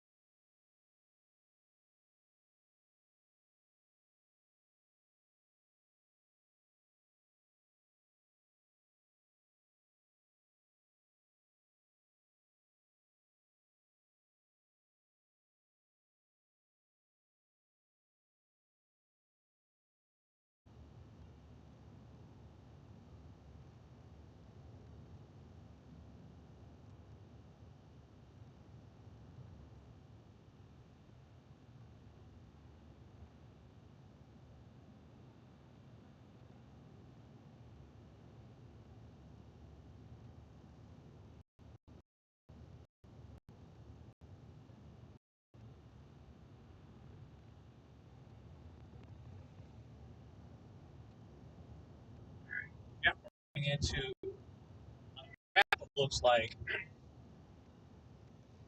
treeless area. We'll see. Yeah, I make a reference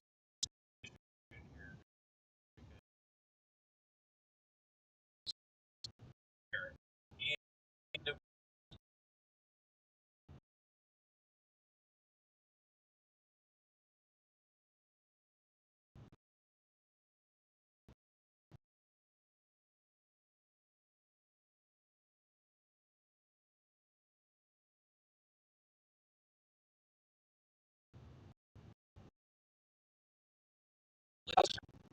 separate power seeing anything. Storms are still pretty far out, and I just don't have a road that I can take unless that road were to go on top of the hill, which is usually how roads do. Um, there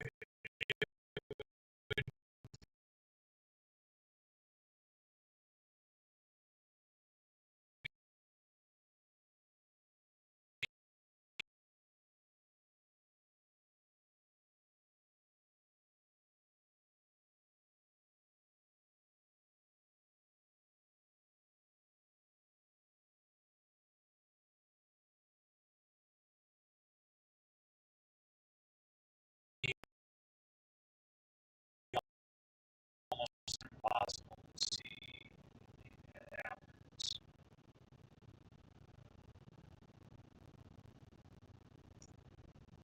But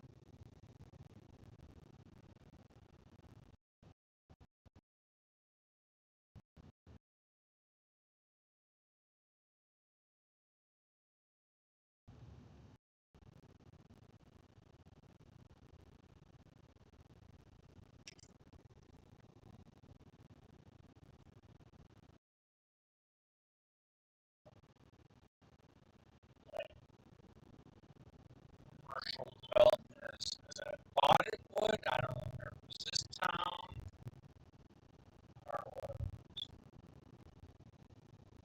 No idea.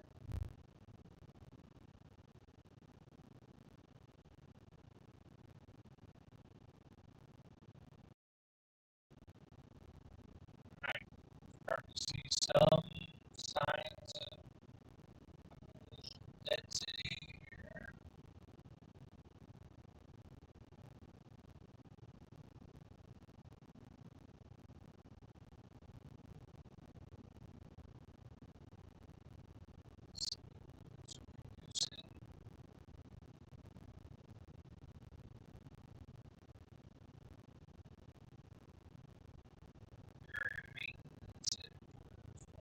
So a dot 35 miles per hour.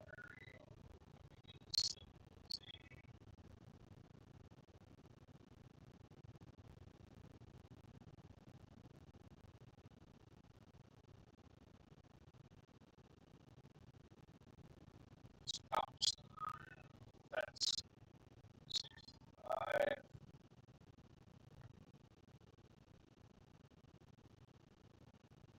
This is 65.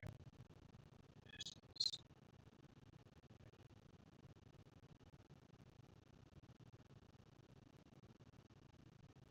cafe. Alright, now I have to look here.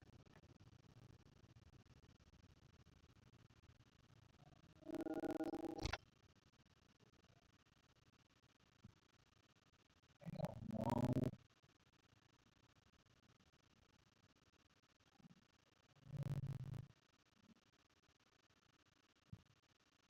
Okay. I'm going actually this is closed even if I wanted to eat there.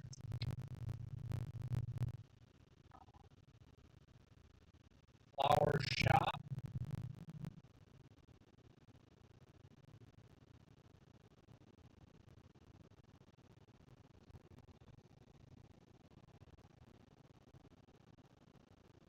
It's pretty much surrounded by hills as far as I can tell. I mean, this would be tough. This is gonna be. My signal might have gotten a little bit better here. I think I'm coming up on 65. Okay, so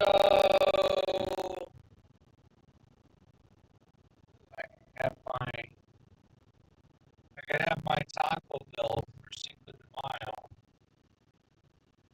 Follow the inn up there. I'm gonna do is go down 65. Here I see.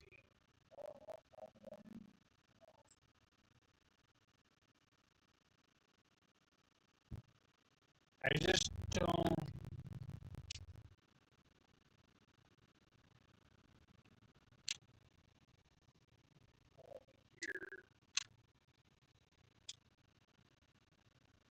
Just, I'm not quite sure what my next move is. I guess I could.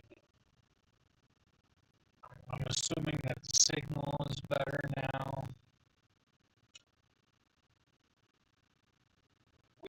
I am in the hollow. I mean,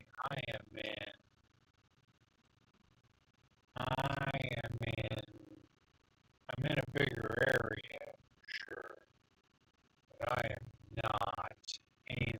close to what you would call clear zone to see a storm. Stop here. Take a look at things. Now, there are the cells popping up around me. They're weaker. Keep in mind, none of these have been warmed in any way, shape, or form.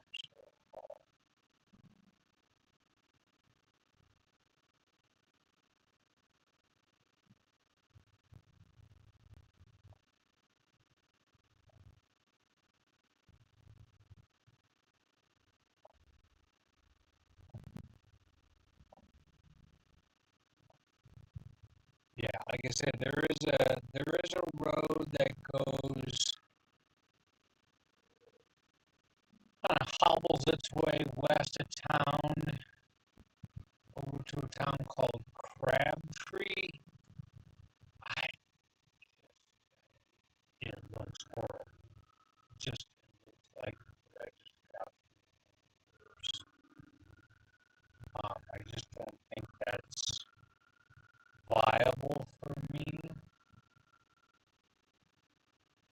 I think now, if I were to do anything, I could go up to a town called Denard. Um,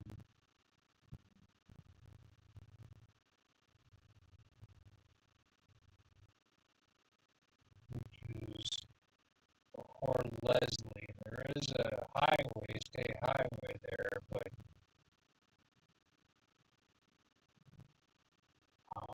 again, all this is just horrible. I'm trying to figure out if it would behoove me to go more to the north right now. I don't know.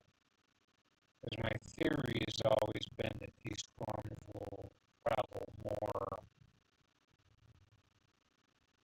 east southeast with time. There doesn't seem to even be much indication of that right now. It looks like they're heading more east.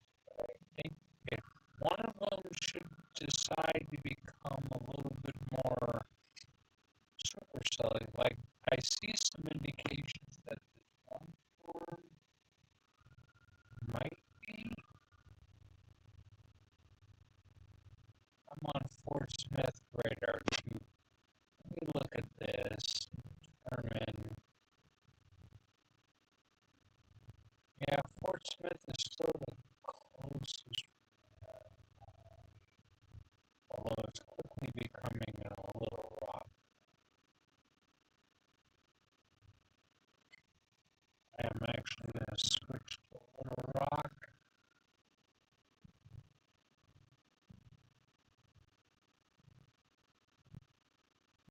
Okay. Yeah, I think staying put is the right thing, but staying put.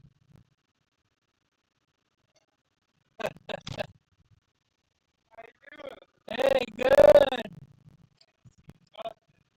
Uh, I gotta tell you, I I can't decide if it's a good thing that I'm on the only storms that are forming, or did I just pick a horrible day to go storm chase?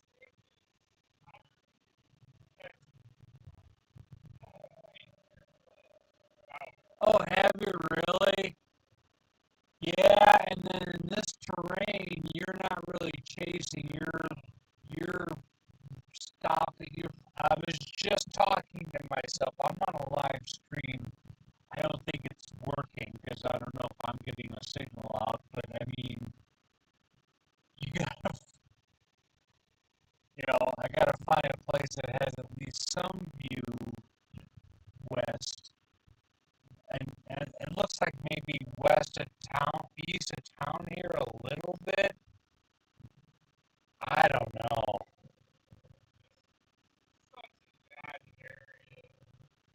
Yeah, are you from here?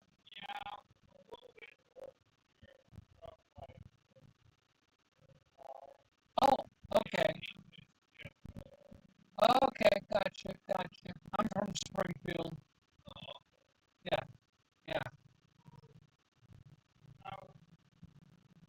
About, yeah.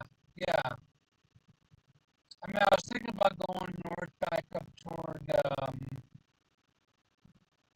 what is that? Denard, but I don't know. I think it's easier just to wait. They should, yeah, they should start if they intensify to the level we care about. They should start moving more east southeast, which is why I picked this stop. Um, but then it's gonna get dark, so I don't know. I'm not that far from home, neither are you, so what the heck,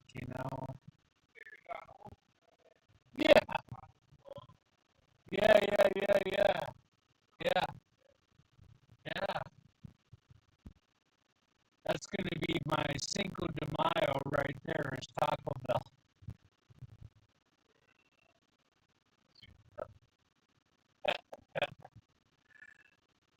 Uh, there's kind of one cell that's kind of hanging back. They're, they are still kind of holding their individual structure a little bit, but they haven't even been warned yet.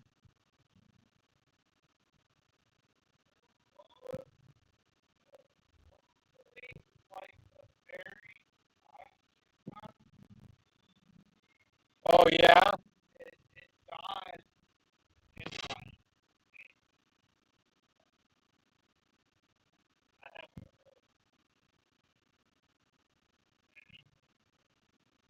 yeah.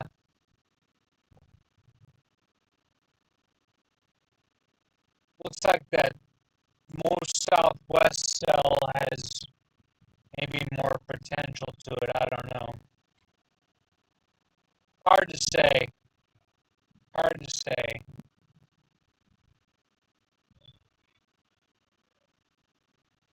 Really, I mean, honestly, there's no road that's gonna get me closer that has any hope. I don't think.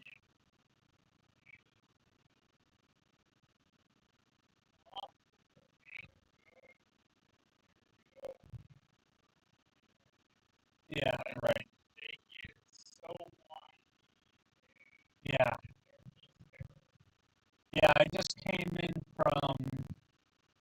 I got off at Morrilton and went up, and yeah, it was toward the end. It was real, real windy, and I've got a Starlink on my roof, and even it probably failed because between trees. But it it works pretty well. I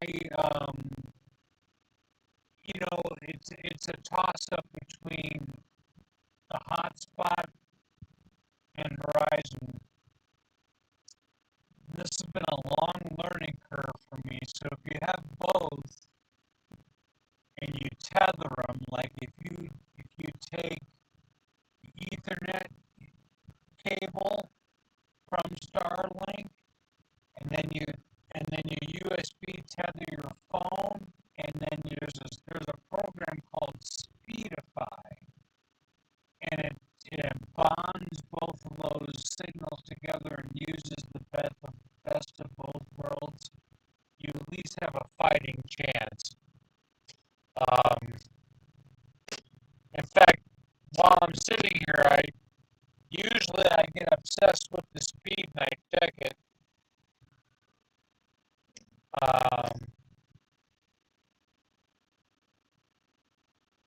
Let me see here.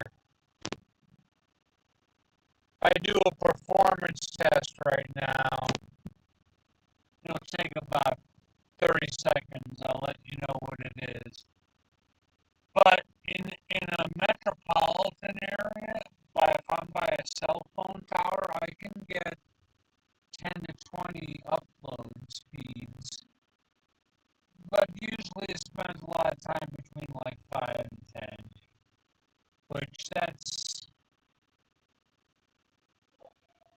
okay, and you really have to play with, it's been a real learning curve. I mean, I have an old laptop. I use OBS as my software encoder. I think I'm putting a strain on it. So if I got a hardware encoder, which is not cheap, I don't know. We'll see. Maybe not this chase season. Yeah, like right now I have 8.6 upload, which is, it's okay.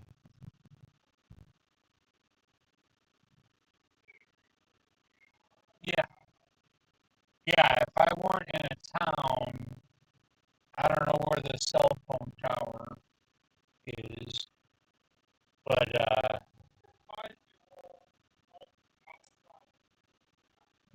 okay. Yeah, it helps to be along Highway 65. Getting rained down a little bit.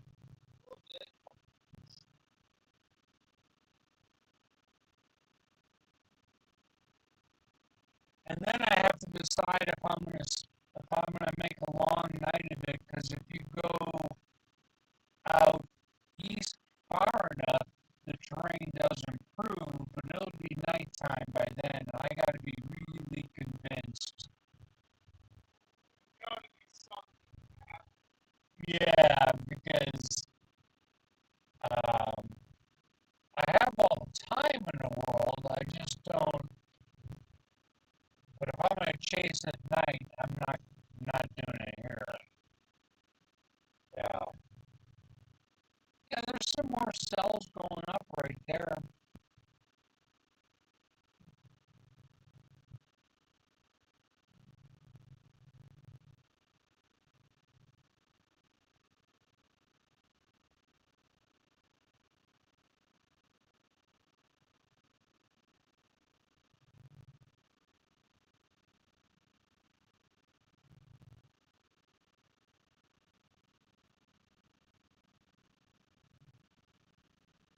Yeah, that southwest one has at least a hail core, a minor one.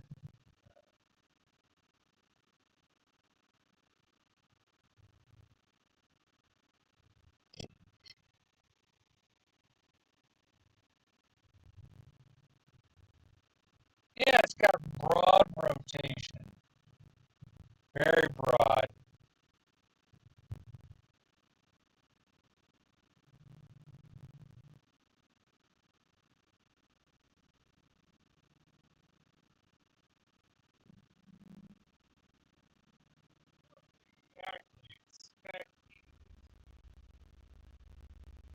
Nah,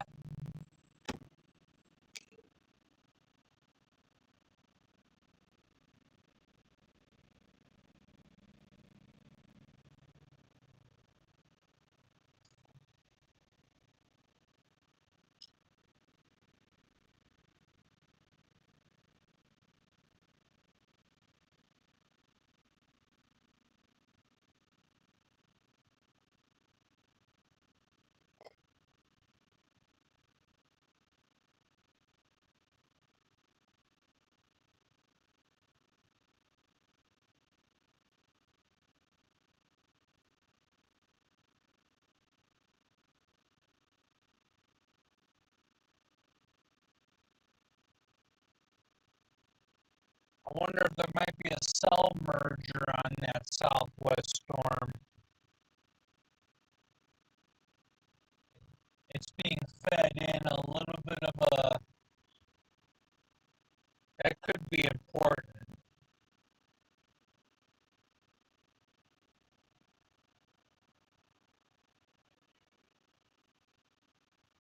Might be. We'll never see it, but it'd be great.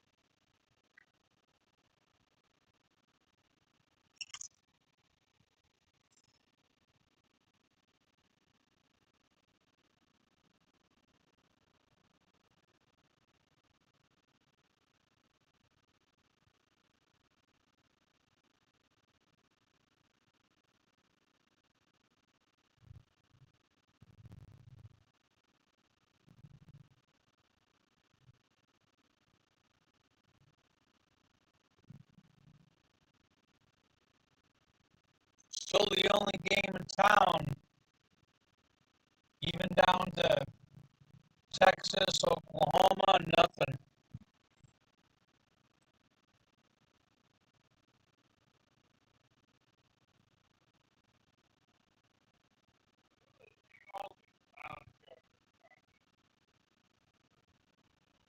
It did. Yeah. Yeah.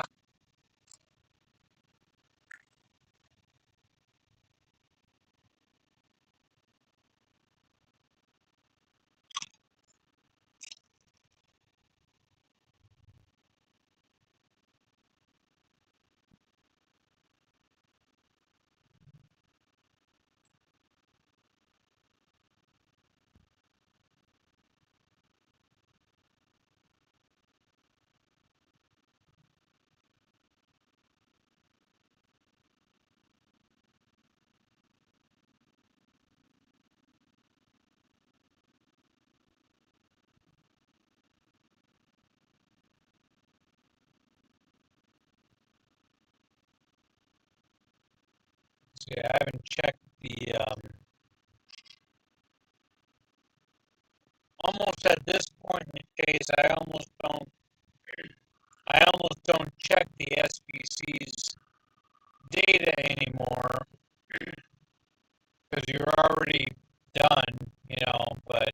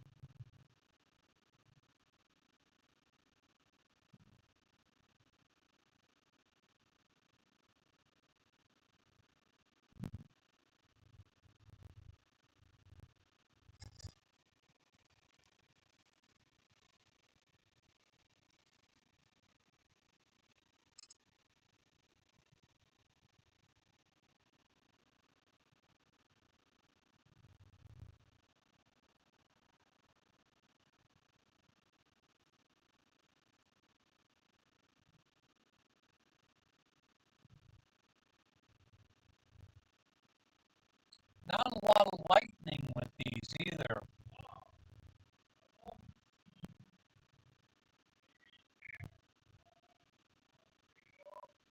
Yeah.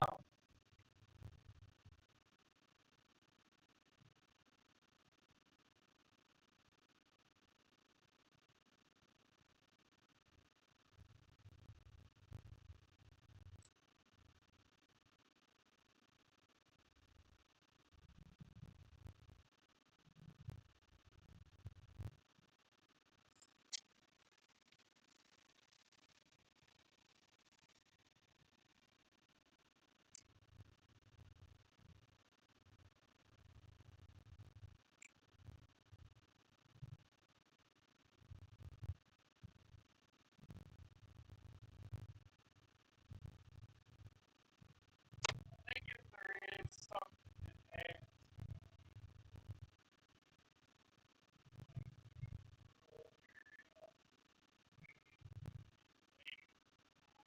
Yeah.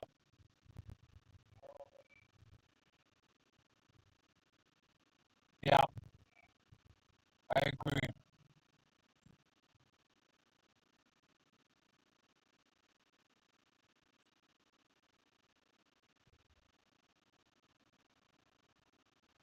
Is it wind still coming out of the south here?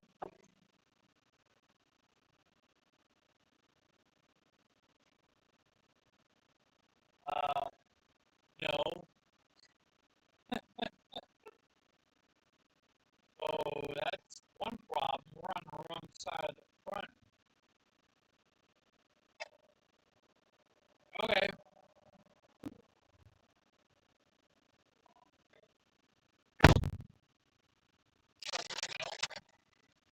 No,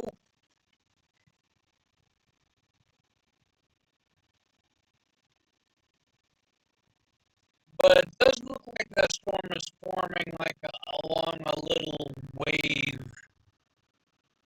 where it's drawing air in, like from the south.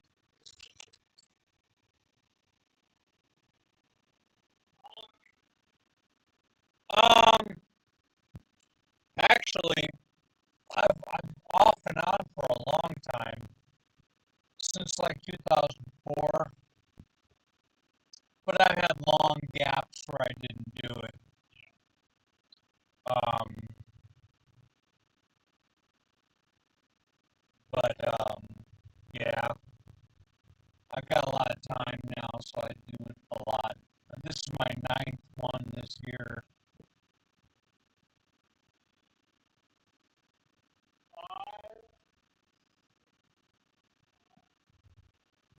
Yeah.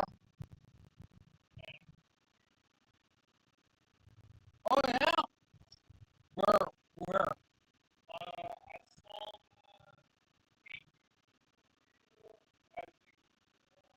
Oh, dude.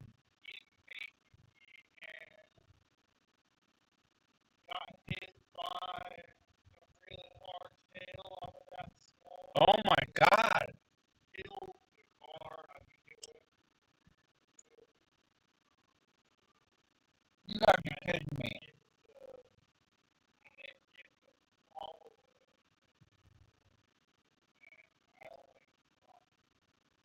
Sure. I was chasing that day, and I got to about just north of Springfield, Illinois, and I saw that cell, and it looked to me like it was gonna vector right into cold air, and I decided to go to Galesburg, like south of the Quad Cities in that area, and then I saw later, I'm like, oh my God.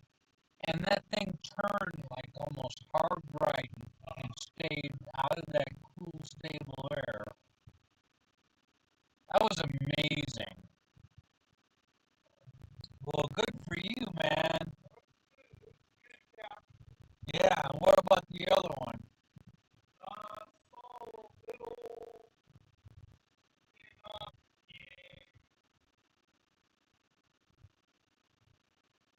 like the first Illinois. I don't know. Can't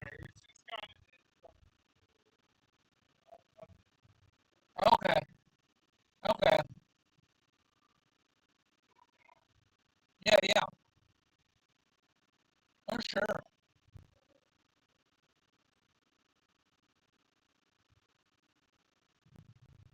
I only saw one. I have no video proof that I did. Because literally in the 30 seconds it took me to reposition my car, it occurred. The only reason I even knew to look to my east was because the guy that was coming at me all of a sudden pulled off the road. I'm like, what's he doing? And I look, I go, and the ditch was so steep, and I'm not one of those guys that's going to stop in the middle of the road with my flashers. So it only took a couple seconds to get to this turnoff, and I got my camera out, and by the time I did it, it was gone, and it was east of me and in haze. It was kind of hard to see, but oh my gosh, so I have no evidence I saw it. I got like 5 seconds.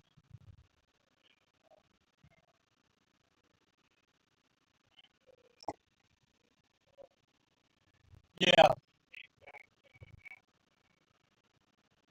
Oh wow.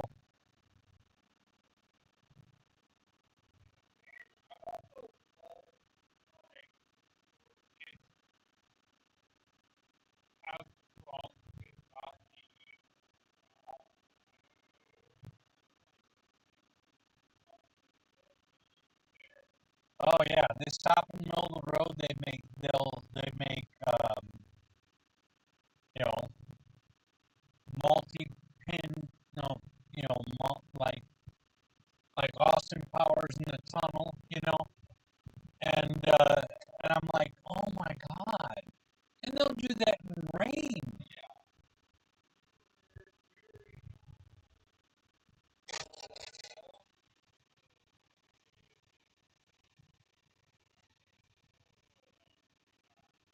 Oh yeah, yeah, yeah. Well, I got a question about that one. Go ahead though.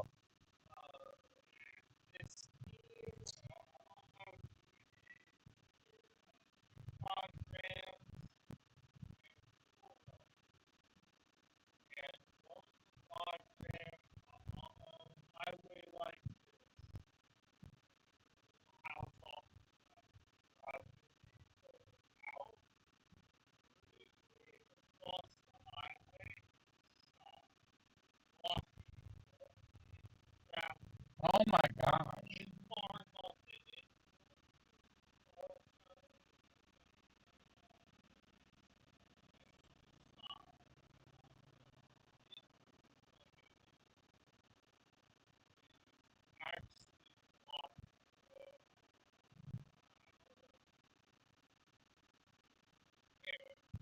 That's so did you chase Monday in Illinois?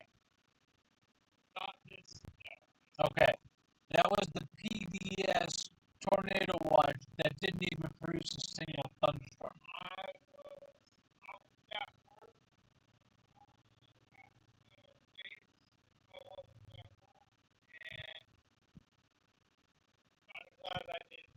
Oh, the only thing that makes me feel better is when I got home, I watched Reed and I watched what's that other chaser's name? His name just slipped out. They were both in the same area. I'm surprised I didn't see it. We were right in the middle of that thing. Not a thing. Oh,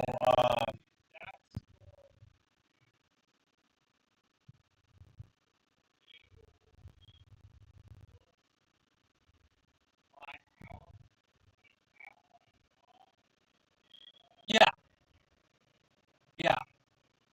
You mean those 3 cells that were moving across southern Missouri? Yeah, yeah. I was trying to come at them after failing in Illinois but then they lost their definition. I ended up staying night in Sykeston. I was so I could have gone home, but I'm like, eh.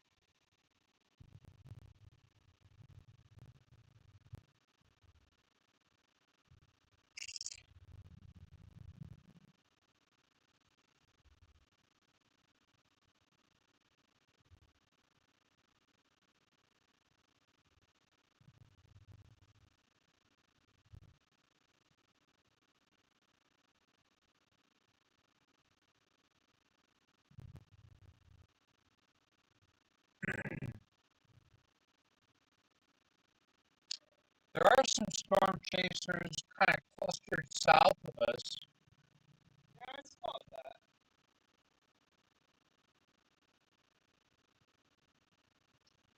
And also southwest of us.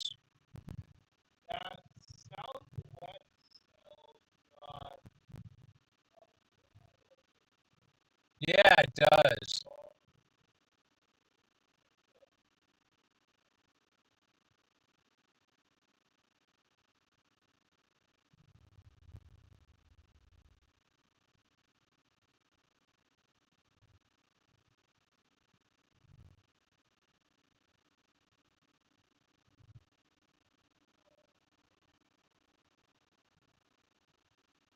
Yeah, I can't believe how slow they're moving. I thought they'd be here by now. I would have stayed put. I wouldn't have come up here if I'd known, because that's the way it came from.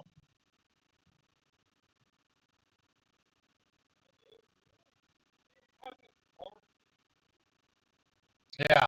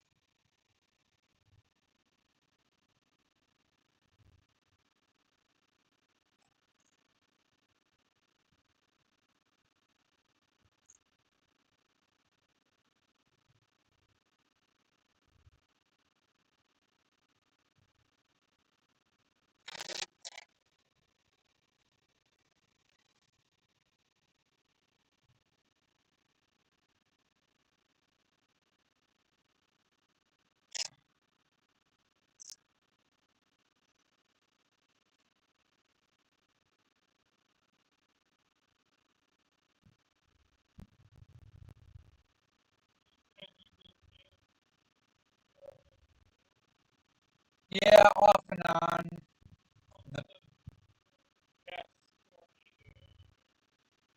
Um,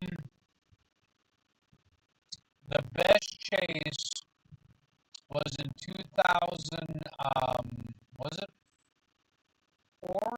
Yeah, I think it was. It was an area just kind of um, southwest of Wichita. It was a storm that was moving only about 40 miles an hour. It cycled 3 times and produced like 7 tornadoes. And ever since then, nothing. I watched a double tornado. It was an April chase. I think it was in 2010 or something like that in northern Oklahoma near Cherokee. One was dissipating and the other one was forming. That was kind of cool. I was on the Hallam tornado, but it was dark and it was really hard to see. That monster passed just northwest of our position. But the backlighting was horrible, and the only reason you knew it was there is because of the lightning flashes. I did chase El Reno, but I had people with me that paid to be there. One guy flew from Arizona.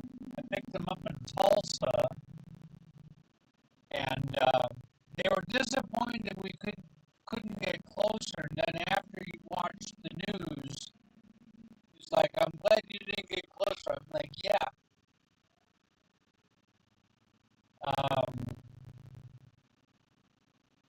But leaving that storm, so basically I was south of Oklahoma City, and I don't know if you remember, but one of the TV guys said, "Get the hell out of town," basically, in so many words.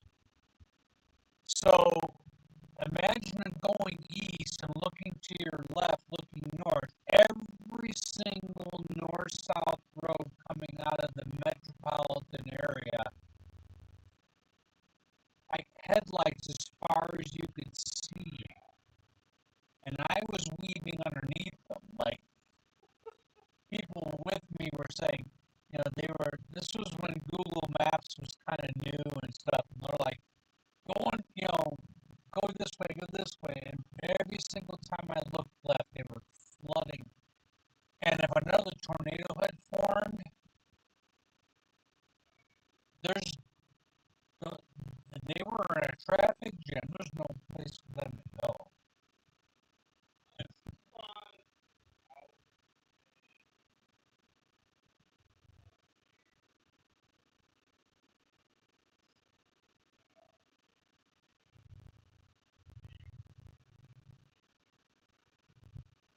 Yeah. Oh, it's gonna happen. And cut it off. And I thank you very much. See you on the next storm change. Doesn't look like there'll be one for a while. Nothing I can sink my teeth into through the weekend. I didn't see. Could change, but I doubt it. See you later.